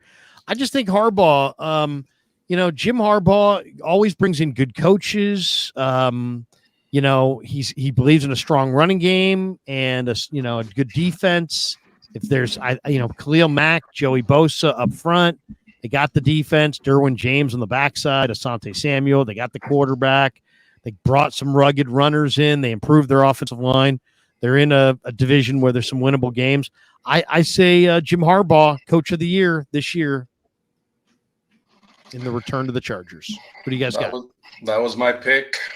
There's no better honeymoon coach than Harbaugh because the first year is absolutely great. And then after that, who knows? But I'll go with plan B, and I'm going to say Sean McVay. I'm going to say he gets the most out of the talent that he has, a young defense. I was impressed with their game plan today. They really covered the middle and took away what Detroit likes to do, throwing the ball down the field in the middle of the field. So I like Sean McVay. Good call. Danny? Well, I kind of liked Harbaugh too, but I'll be different. I'm a toss up between Matt Eberflus and but I'm going to go D'Amico because I put some money on in the off season on Houston, so to the Super Bowl. So I'll take D'Amico. Kev, what do you got? Can I double up, or is that not allowed? Because I don't have. You can absolutely double up. I don't go have with anybody you want. One. I think D'Amico Ryans has a good chance of winning it. I like your Jim Harbaugh pick because he does seem like a candidate that would win it if they are pretty good. I don't like Matt Eberflus just because I don't think the Bears are actually going to be that good. I would have said Matt LaFleur and the Packers because I think that they had a chance, but now with him gone, I'm not sure about that. But D'Amico Ryans with CJ Stroud and that team, they're an exciting team. I think people will rally behind him and give him the votes if they have enough wins. Comeback Player of the Year award. Who you guys going with? I'm going to go with Aaron Rodgers. It just seems like the natural thing. He got knocked out last year. I think he's going to have a big year this year. I think he still can play. He's 40, but I still, he's got Garrett Wilson. He's got a tremendous back in Breece Hall. Probably an improved offensive line. I'm not 100% convinced of that yet. But I like Rodgers. I think Rodgers loses tomorrow night, but I like the Jets to win, 8 or 9 games and Rodgers to be the comeback player of the year. Hey, Rodgers, discount double check. I'm going to go with Jamison Williams. I think he's a speed factor, and he's a weapon that the Lions really didn't have consistently last year. This guy was absolutely electric at Alabama. And if he stays healthy, you saw what he could do tonight. And if he puts 16, 17 games together, he's going to put up a monster year. Danny, comeback player of the year is? Anthony Richardson. Nice. I like that. Kev, what are you going with? I think I'm going to go Rodgers too. I think he's in New York. If he has a good season after what happened last year on such a large scale, everyone saw his injury. Everyone knows what happened to him. Because the comeback player of the year award it's kind of a storyline award. It's kind of like, what is the biggest thing culturally that happened? Wasn't DeMar Hamlin got it last year, right? Or was that 2 years ago? I think it was 2 years ago, wasn't it? Right. It's just like the biggest storyline is going to be Aaron Rodgers, unless he plays like absolute shit. And I know I just said I don't really like Rodgers that much, but they're going to be decent. They're going to maybe win 10 games. If they win 10 games, I think he's an absolute lock. Also, don't sleep on Joe Burrow. There you go. Joe Burrow got knocked out last year. I thought he looked fantastic in that game at Levi's. All right, the defensive rookie of the year, I think it's a 2-horse race. I love Peyton Wilson, the linebacker for the Steelers, but, man, the Bears, I looked over the last 15 years, the defensive rookie of the year award has gone to an inside linebacker or a defensive end 9 times in the last 15 years. Why? Because, the inside linebackers can make all the tackles, and then all of a sudden you've got a great resume. And then the guys off the edge can wreak havoc, sack the quarterback, and then that also adds to your resume. To me, the Bears have this defensive end from Kansas named Austin Booker, who looked fantastic in the preseason. Last year, it was Will Anderson, who was the defensive rookie of the year with the Texans. I'm going to go Austin Booker, the Kansas rookie for the Bears, man. He's long. He's about 6'5", 245. He's got great knack to rush the passer. The one thing that translates from the college game to the pro game is sack production. So I'm going to go with Austin Booker. That's crazy that you're going with Austin Booker. That's absurd. That's crazy. Son calling dad out. I was thinking Peyton Wilson. You should put money on that. It's probably like plus 100,000. Like I'm not even kidding. Seriously. He's like Seriously. a backup. But if you look at the numbers, it's either somebody who's going to be an inside linebacker who's going to make a ton of tackles, or somebody who's going to be a defensive end. And this kid is on a line with some other good players. I think their defense is really solid on the back end. My only downside is that I think they're going to be losing in a lot of games, so he may not have the chance to rush the quarterback in the fourth quarter, which is when you pile up sacks. But this kid's got a knack to sack the quarterback, so I'm going to go with him. Los, what you got? My favorite player is Terry and Arnold, but since corners very rarely win this award, yeah, he did. But since they rarely win an award, I guess I'll just go the safe pick and go edge and go Dallas Turner, the Vikings. He's the betting favorite. Dallas Turner is the betting favorite. Danny, who are you going with? Or Leatu Latu. I'm going with Latu. UCLA. Going with Latu. And Latu plays for who got Latu? Colts. Kev, who are you going with? See, I don't have a strong lean on this one. I was gonna say Dallas Turner because it just seems like he would be, he's an outside edge rusher. He's gonna get a lot of sacks, because it kind of seems like these awards only go to people that get sacks, or tackles, or tackles, right? And it's really hard for corners to get it because they have to get interceptions, which is not something that's like if you're a great corner, you get interceptions, but it doesn't mean you get the most interceptions. I'll take Quinyon Mitchell just because I really like him. I really, really like him. I think he's super uber athletic, interesting player. Good pick. He looked really good on Friday. So I'm not sure if that's going to equivalate to votes, but I'll take him. I don't know if that's a word, by the way. All right, let's go to equivalate. Let's go to the Offensive Rookie of the Year award. Last year it was won by C.J. Stroud. It's gone to a wide receiver in 2 of the last 3 years. This is tough. To me, there's 2 guys that I really like here. I like Zach Frazier, Zach Frazier for the Steelers. Ooh, the center. Yeah. I mean, it's just rare that a center, but this kid's awesome. I love Zach Frazier for Offensive Rookie of the Year. Yeah, he's a tremendous player. Yeah. He's a plug-and-play day one starter. I really like him, but I'm not going with him. I'm going to go with Malik Neighbors of the New York Giants. Once again, wide receivers 1 and 2 of the last 3 years. I think Neighbors, and I feel the only thing I don't feel good about is Daniel Jones. I was just going to say, I love your. He's a stiff. I mean, he's a total stiff. But I like Neighbors, and Neighbors is a star receiver. So I'll go with Neighbors. I will say this. After watching the games today, I really like Brian Thomas Jr. in Jacksonville. He had a touchdown today. He had 17 touchdowns last year. Pick.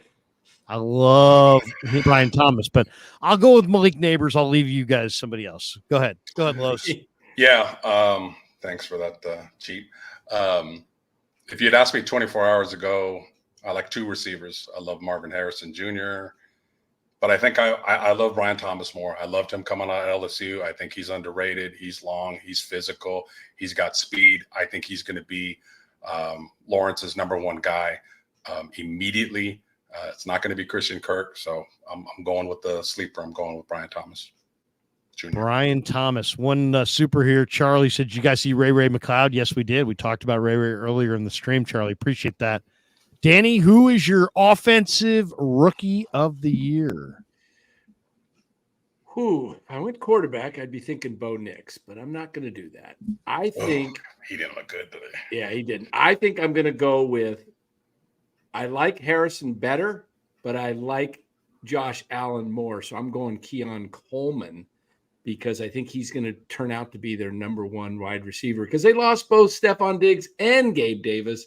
So I think they're going to make Keon the centerpiece of that offense, and he's going to put up 10 TDs and 1,000+ yards receiving this year. I like it. I like it. He looked good today. Kev, who's your offensive rookie of the year? I am going to go with Jaden Daniels. I think Jaden Daniels is going to play good this year. I think he's going to play really well. I think he's going to do it with his feet. I think just taking the Commanders from where they were last year to wherever they are this year, if that is a middle of the road team, I think that gets it done for Daniels. That's probably the safest pick of all the ones we did. That's probably the third string all pros got Brock Bowers. I think that's pretty good too. Bowers is pretty refined. Bowers had a number of receptions today. I think he had like 6 or 7 receptions. So yeah, Bowers is nice.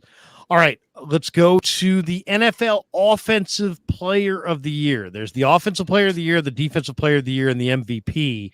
I'll go first. I'm going to say NFL Offensive Player of the Year is Saquon Barkley. I just think Barkley behind a really good line is going to have the year that we've all expected out of him since college. I mean, he's an incredible talent, and kind of like CMC busted out with the Niners. I think Saquon's going to bust out with the Eagles. I think he's going to have a tremendous year behind that line. They got great receivers, which means he's not going to run into 8-man boxes like he did in New York every week. I think Saquon is going to love playing for the Eagles. Saquon, Offensive Player of the Year. I'm going to go with Breece Hall. Oh, that's who I was going to take. I think he's a poor man CMC. He's younger. He's bigger. He's running behind a better offensive line this year. He's more than a year out of his ACL injury. Guy catches a lot of balls, and he's gonna make a lot of plays, and he's gonna put up some serious stats this year if he stays healthy. So going with Breece. All right, Danny, what do you think? Took my sleeper pick, so I don't want to piggyback. Hey, this isn't the Giants post game wrap. You can take you can double up if you really. It's your season long pick. Yeah, I just think, I like to be a little different, so I'll go Tyreek Hill. Tyreek Hill, that's a good one. That's a good one. He's very productive. Kev, who are you going with? Offensive Player of the Year. I think this is tough because I don't want to go with. I'm just gonna roll. I would have gone Saquon, but to be different, I'll go CeeDee Lamb. I know he already put up amazing numbers last year, but he's the only guy there. I think they're gonna do what the Cowboys do, which is win regular season games, make the playoffs, and have a high top of the NFL offense. And I think CeeDee Lamb's going to be on the other end of a lot of those plays. So I'll go CeeDee Lamb. CeeDee Lamb. All right, there you go. NFL Defensive Player of the Year award. I'm going to go with Danielle Hunter. Danielle Hunter's now in Houston. They got a great secondary. They're going to score points. I know they struggled today, but I think Danielle Hunter on that Houston defensive line, since there's other guys there, I think he has a great year. I like Danielle Hunter to be the Defensive Player of the Year. Going Micah Parsons, contract year. He's unblockable, plays on the top 5 defense. When Dallas gets the leads, they're just unblockable, and he is especially. So he's going to threaten the sack record this year, in my opinion. So going with Micah. He wants to get paid too, just like CD and Dak. A lot of people voting for Max Crosby. A lot of votes for TJ Watt. Danny, what do you got? I'm going with a full training camp and the designation of a captain for the first time. I believe it's the first time. Nick Bosa. Nick Bosa. Okay. Kev, what do you got? Are you going Defensive Player of the Year? I feel like the most likely outcome is a TJ Watt especially after today, just seeing where he's at. But if I'm betting, I want Aiden Hutchinson. Aiden Hutchinson, he's young. He's coming on. I saw him tonight. He looks like a freaking monster. He's a monster. And those poor defensive tackles for the Los Angeles Rams looked like they were shitting their pants trying to defend this guy's spin moves and just twirling around, going around, under. He's just agile, strong. I mean, he's a monster, dude. And I think this is his breakout season. It's a good pick. That's a good one. Player. All right, now it is time for our MVP. Who are you going with for the MVP? I'll tell you, it's hard to make this pick today because they lost to the Patriots, but I'm going to say Joe Burrow. He only played 10 games last year. I know he looked bad today, but there was no T. Higgins. Jamar Chase has sat out a lot of practice. They never get off to a good start. This guy's 3-1 in his career against Mahomes. He's got 7 game-winning drives on his NFL resume. Joe Burrow, I thought, was playing at a crazy high level when the Bengals came to Levi's and slapped the Niners around in week 10 or whatever it was last year. I like Joe Burrow. He didn't look good today, and it's hard to make this statement today, but I'm going Joe Burrow. What do you got, Los? I'm going to go Pat Mahomes. He's got more weapons this year. He puts up big stats with no weapons, so Xavier Worthy, Brown when he comes back. I just think Mahomes is going to have a monster year. Danny, who's your MVP of the NFL? Well, I'm not trying to be a homer, but yeah, I think Brock's got a chip on his shoulder. Yeah, you are. And don't I'm the No Homer Network. I'm going to go with Brock. I'm going with Brock Purdy. No Homer Network. Going with Brock. Kev? All right. You going with Brock as well? No. But I do feel really, really good about this pick. And I almost want to throw money on this because I feel so good about this. Oh, here we go. I can just see the story aligning for Josh Allen to get the MVP. He loses his wide receiver 1. Now he has to do it all by himself with a gang of weapons, but no one of his weapons is that big time of a player. He's going to do it with his legs. He's going to do it with his arm. They're going to win games. Maybe the 1 seed, he gets the MVP. Okay. All right. Josh Allen. He's got some really young receivers.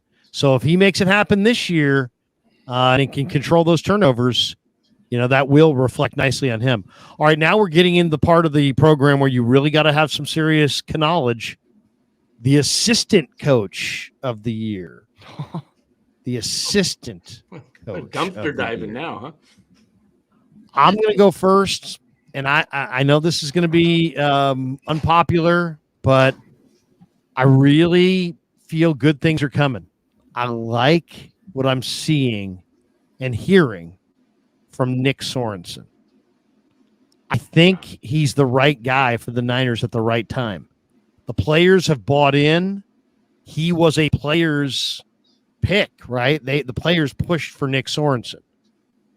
He gives them continuity, but somebody who knows who hits the ground running. I think what you're going to have this year is something you didn't have last year. Samuel says Larry's being a homer. No, I really believe this. I think last year Steve Wilkes had good talent, but could not coordinate the fronts and the plan up front with the coverage and what was going on the back end. And to the point where there were multiple games, Minnesota, Cincinnati, and a couple others where they dialed up pressure up front and they played off coverage and watched the quarterback just hurried up into basically an uncontested 7-yard out for a first down. I mean, so it's really, really last year I thought they were not connected. And I like what I'm hearing from the players. I like the fact that they've got Floyd and Bosa and Hargrave all up front. I think you're going to see more rush up front. I'm a little concerned about Campbell on the second level, but I love the depth in the secondary. And I just think that Sorensen is going to hit the right buttons. I like Sorensen to really have a nice year this year. I think the Niner defense is going to be better than it was a year ago. So I like Sorensen. I'm going to go with Ben Johnson, the next OC for Detroit. Next OC for Detroit, next great young offensive mind. I respect the fact that he could have taken a job this offseason, and he didn't. He's waiting for the ideal job to come up. He has unfinished business with the Lions. I think he's got a bright offensive mind, and he's innovative in a lot of the things that he does. I love his commitment to the running game. Of course, he's got the best O-line in football, so that's easy. But, yeah, I like Ben Johnson. Ben Johnson, that's not a bad one. Jesus M says he's also going Ben Johnson.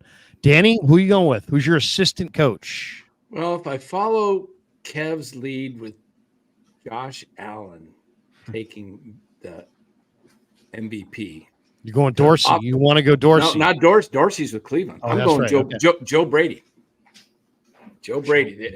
Joe The Brady. 2019 wasn't former he with LSU OC. Yep. Yeah. Yep. Okay. Kev? I know this kind of. I went defense. These guys went offense. What side of the ball are you on? I'm on the offensive side. I was gonna go Ben Johnson, but I'll change mine up. I know I said D'Amico Ryans, but Bobby Slowick. Nice. Kind of makes more sense with when I was talking about Stroud and just that being the reason why D'Amico would win. Obviously, he's a defensive coach. Bobby Slowick is the guy in charge of that offense, and if that offense is humming, he has a good shot. Wow. I like that one. A good one. Okay, once again, one more where you got to have some knowledge. Who is your vote for NFL Executive of the Year? I will go first. I like Omar Khan of the Steelers. Here's why.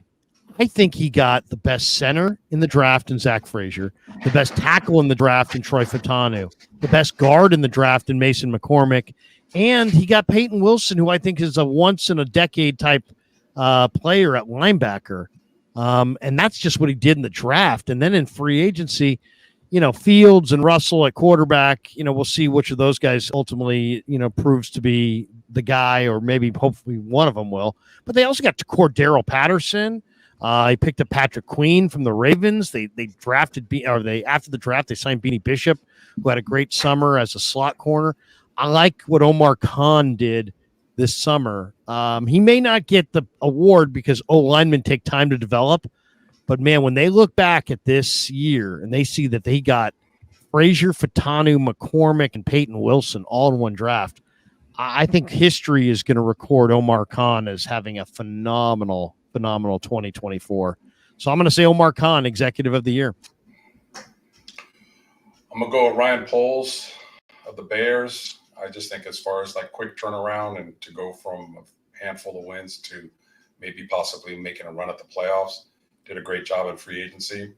We'll see what happens with Caleb Williams. That's going to really make his mark. If Caleb plays well, I think he's a cinch for the award. But I'll go with Ryan Poles. Danny, who you like? Well, I'm sticking with the Houston theme. I'm going Nick Cassero. You like that, Casario, the former Patriot. I mean, you got Diggs in the offseason. Yeah. They had a great offseason.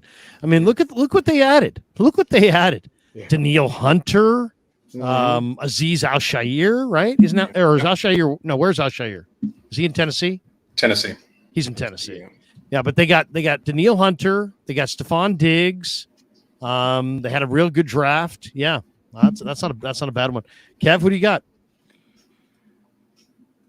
I think I'm gonna go Eric DeCosta. No, this is a kind of a random pick. Yeah, Ravens. One of the best GMs in the game.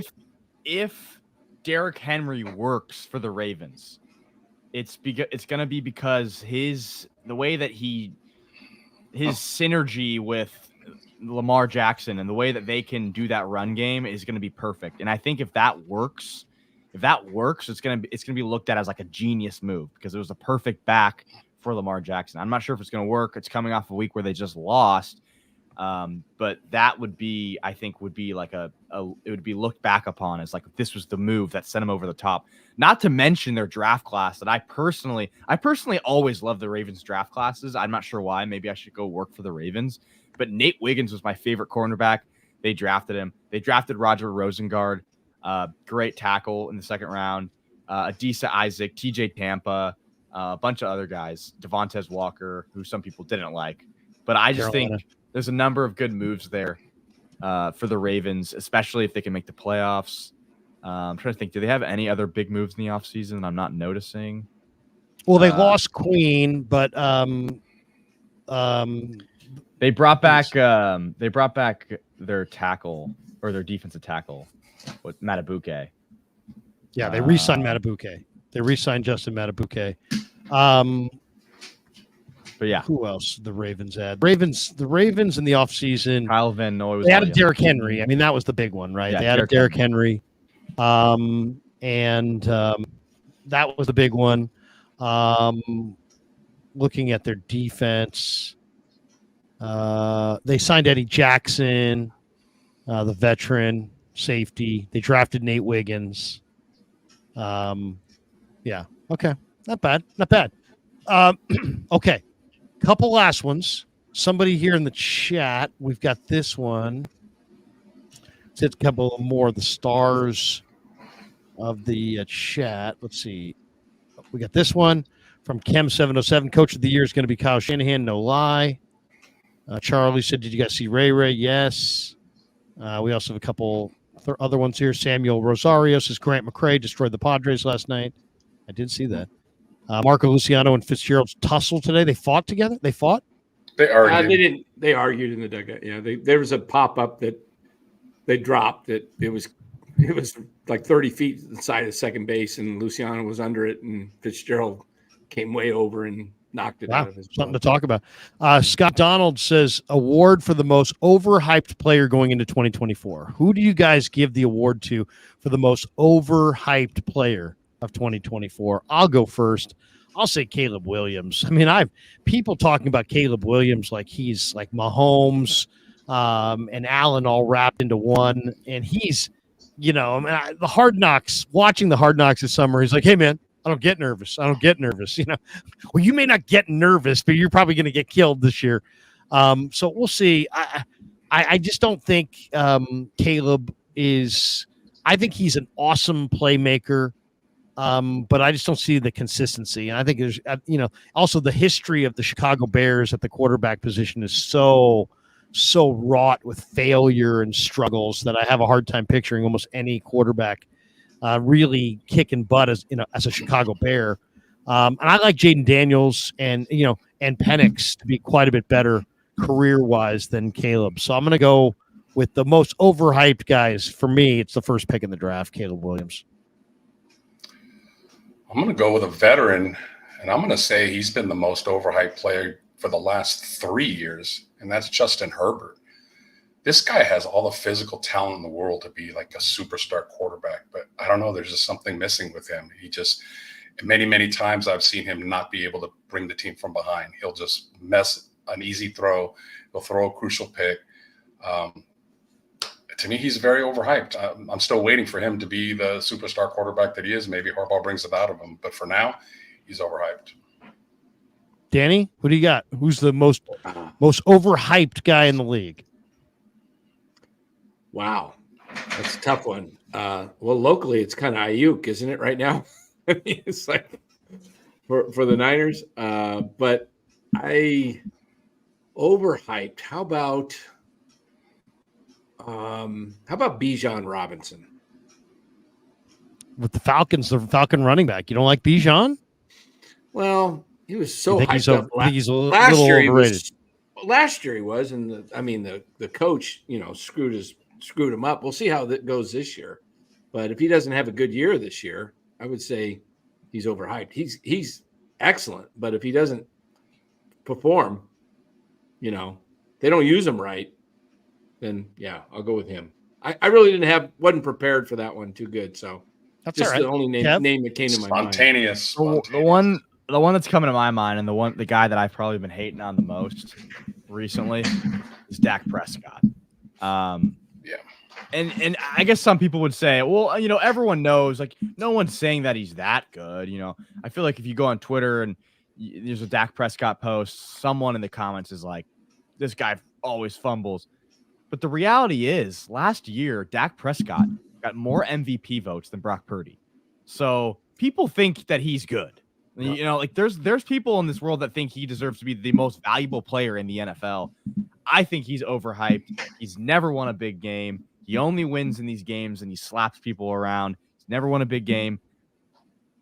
I think he's overhyped, and he just got paid even more today. So I think he's that's a good pick. Player. That's a good pick. That's a good one. A close second for me is Trevor Lawrence. Just don't see what's the big deal on him. Another guy that got paid that shouldn't probably. Last one, bold prediction. Give me some bold prediction. Not Harbaugh's going to win Coach of the Year. Not, hey, the Chiefs are going to win 3 in a row. Give me a bold prediction. Something that I got one. You know what? Most people, when they hear this prediction, would say that ain't going to happen. I got one for you. Team wise or player wise, either. Either. Yeah. Okay. Bold prediction. Go ahead, Danny. I know I picked somebody else for Offensive Player of the Year, but I'm going to say Debo wins Offensive Player of the Year. Debo wins Offensive Player of the Year. Yeah, he's going to show that he's the guy that should be sticking with the Niners. Okay. Bust out year. I'll year. say Brock Purdy wins Super Bowl MVP. The year after this guy goes to the Super Bowl, he goes back to the Super Bowl and has one of the greatest starts to a career that anybody's ever had. And this time gets it done in the Big Easy over the Texans. Brock Purdy, Super Bowl MVP. I'm going to say the Miami Dolphins come out of the AFC and go to the Super Bowl. If they could ever get their shit together and not have to travel on the road and go to cold weather and just play in that Florida sun all through the playoffs as the number 1 seed, they make the Super Bowl with that offense. Bold. That is bold. Yeah. That's bold. It's not really what I think, but it's bold. Yeah, that's what a bold take is, man. It's something you don't think is bold predictions. I love their offense. I love their offense, and I love their head coach. Shoot. I think my bold prediction is going to be that the Giants make the playoffs. New York Giants. New York Giants? Okay. I think I was going to say, man. Not crazy. I think the New York Giants are going to make the playoffs. I think something's going to change there. Maybe it's the quarterback, but something about they're going to get better. They're going to have a better season. I think they sneak into the playoffs somehow. That's my bold prediction. Aren't you the same guy an hour ago that said Daniel Jones is the absolute crap? He is absolute crap. But somebody else is going to come. Somebody else is going to come in for him. Oh, there you go. Drew Lock's going to take over and take him to the playoffs. Yeah, there you go. Nice, Kev. Good stuff, guys. Good stuff. We doing playoffs? Playoffs? Yeah. We haven't got to the playoffs yet. Okay, so here we go. Who are your division winners in the NFC? Oh, God. I'm going Niners, Falcons, Lions, Eagles. Niners, Falcons, Lions, Eagles. Okay. Yep. I'll go Niners, Saints, Lions. Just to be different, I'll go Cowboys. I got Niners, Eagles, Lions, Tampa. So we have three different teams in that South so far. I'm gonna go take Carolina, Kev. Make it no. Cover them I'm all. gonna do Cowboys, Niners, Lions, and then I'm gonna go Bucks. Okay. Bucks. Well, so Cowboys, Niners, Lions, Bucks. All right, my 3 wild cards in the NFC: Dallas, Rams, Commanders. Green Bay out. Ooh, Dallas, Rams, Commanders. Whoa. All right. I'm going to go. Who did I pick for the division? I picked Dallas. Okay. I'll take Eagles. I'll take the Rams and the Packers. Scott Donald says Larry's drunk.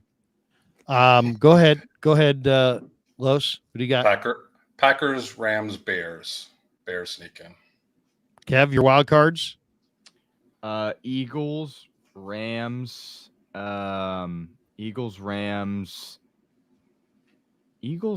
Cardinals. Wow. I'm gonna go Cardinals. I'm gonna say NFC West is having a year this year. I like that Cardinals pick. Wow. I thought about Okay, that. here we go. AFC division winners. I'm going Chiefs, Texans, Bengals, Bills.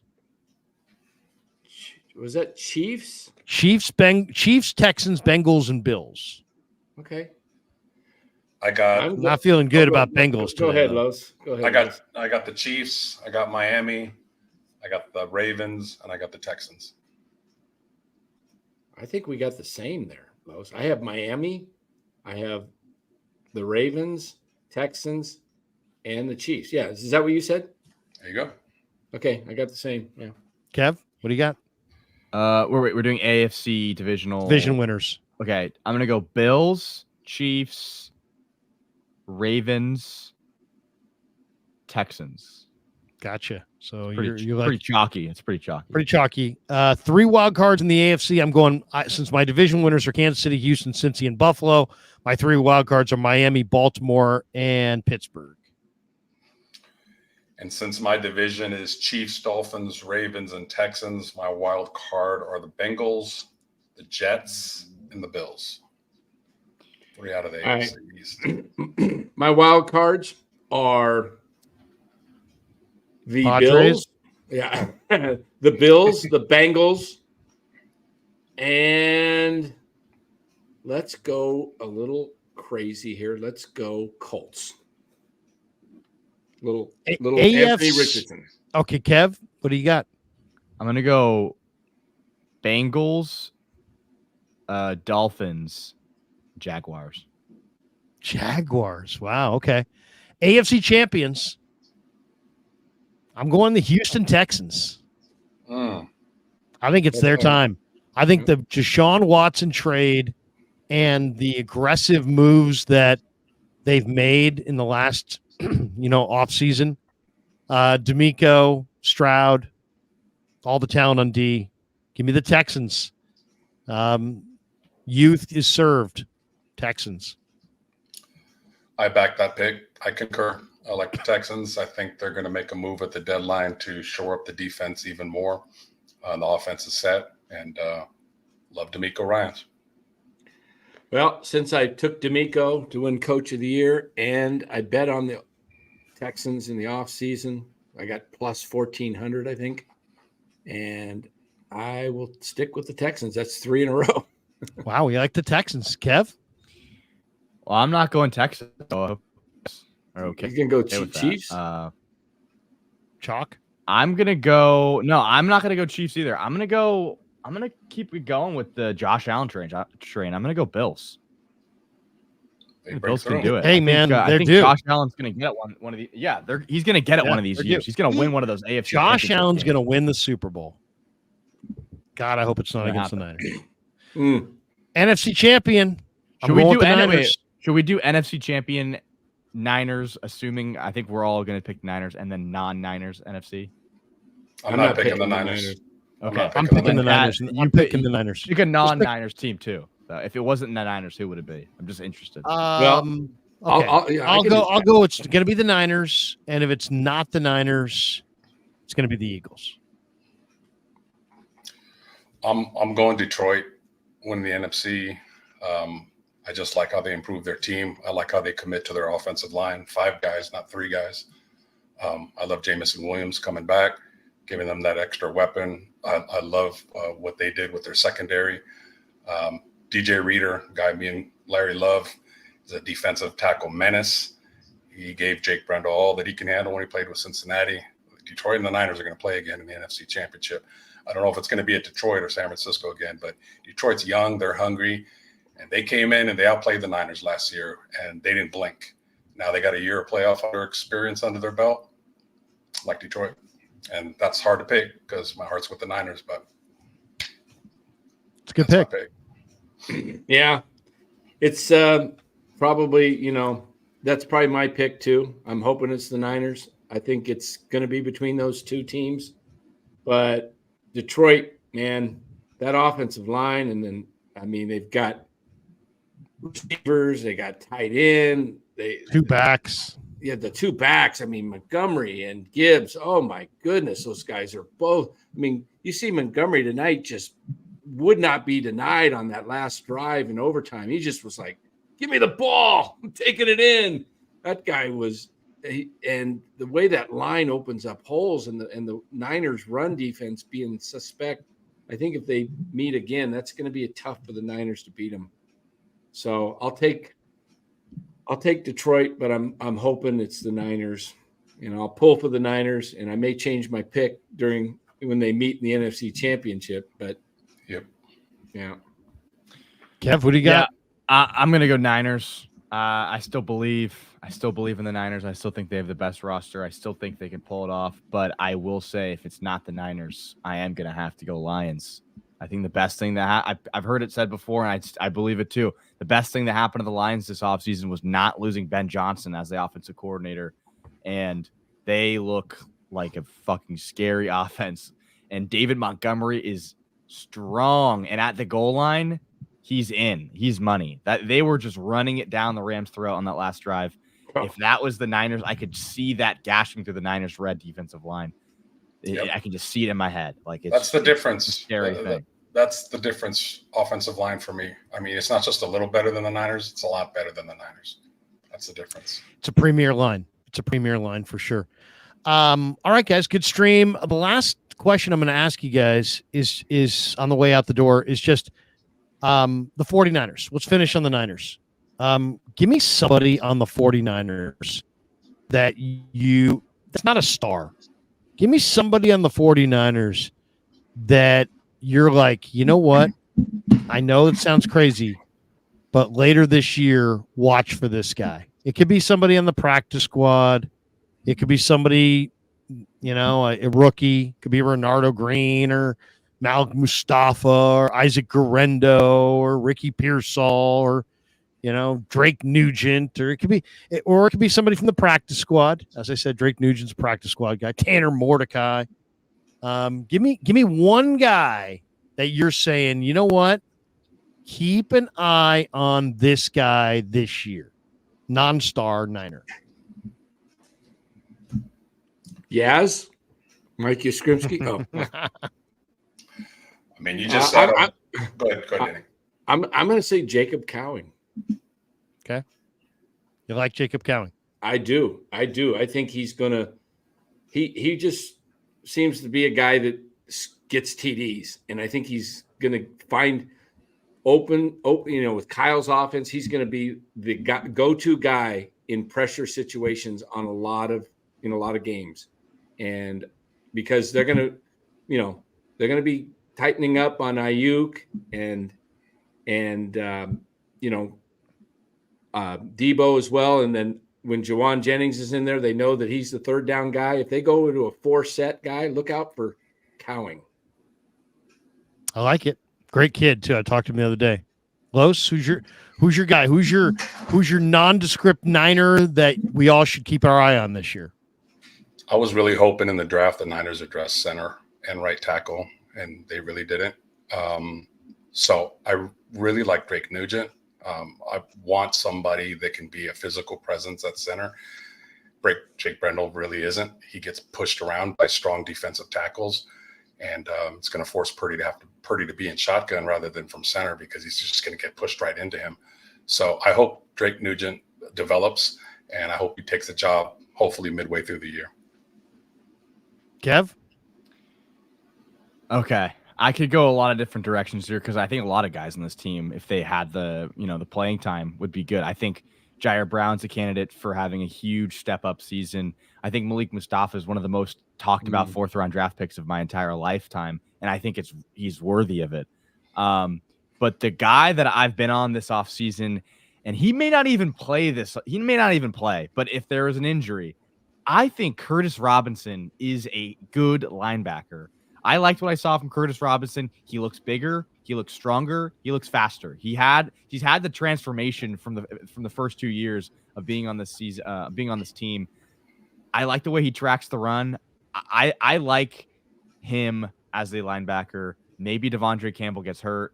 Maybe Devondre Campbell doesn't look good, and they sub Curtis Robinson in. I think if he plays, he's going to play pretty well. It's a good one.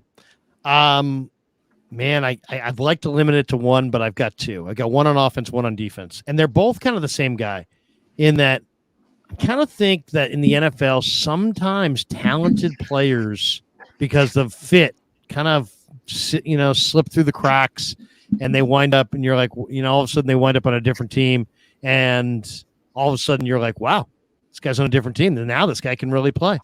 And we've seen it. Marshawn Lynch was decent in Buffalo, but he was great in Seattle. And there's a number of people that I can think of. But here's what I'm going with. On defense, Jordan Elliott, 6'5", 310, super athletic. Talked to him on Saturday. He's got the right frame of mind. He thinks this system is perfect for him. He's going to get a lot of run. It's basically Malik Collins, Javon Hargrave, and then Givens and Elliott, and that's it inside. And Elliott has got great feet. He's in his physical prime. He's had an NFL experience. The moment's not going to be too big. He's not going to get out there in week one and be like, oh my God, I'm in the NFL. This guy's played in the NFL for a few years now, and he is about to play his best football for the 49ers. I really believe that. So that's my guy on defense. And the guy on offense, I'm going to go with Terrace Marshall off the practice squad. I talked to him this week, and man, Terrace Marshall, I asked John Lynch about Terrace Marshall and figured he would say something. And sure enough, his answer was basically, we don't know what happened in Carolina. We think we had a really high grade on this guy coming out. We thought he was going to be much better than this. I talked to him in the locker room. He hasn't had any injuries. He still runs 4.37. He's 6'2". He's got huge hands. He can pluck the ball with his hands. He knows how to run routes. He's been on a team in Carolina that he's only 24, by the way. Everybody always consider, well, he's a bust. He's been around the league. He's 24. He's had 3 different head coaches, 4 different offensive coordinators, and just really bad quarterback play from Carolina, I think, has been why he has underachieved since he was a 5-star in Louisiana in high school, won a national championship, was a key player on that team. So Terrace Marshall, I talked to him as far as he's got his head on straight. He knows it's a great opportunity for him.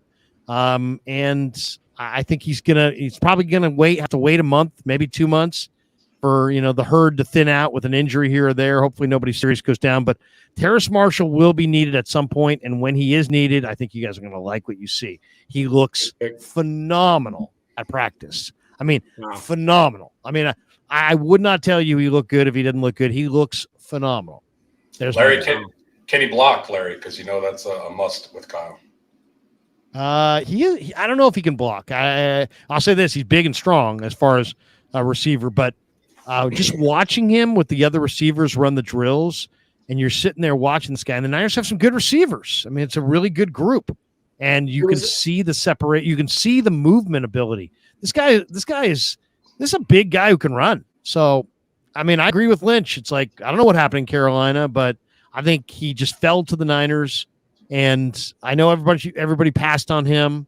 But if you watch his film, there's separation there. So it's he's separating. He's got the speed. So I watch out for Terrace Marshall. It's probably going to be, later in the year, November, maybe December, but watch out for Terrace Marshall. Nice. Wow.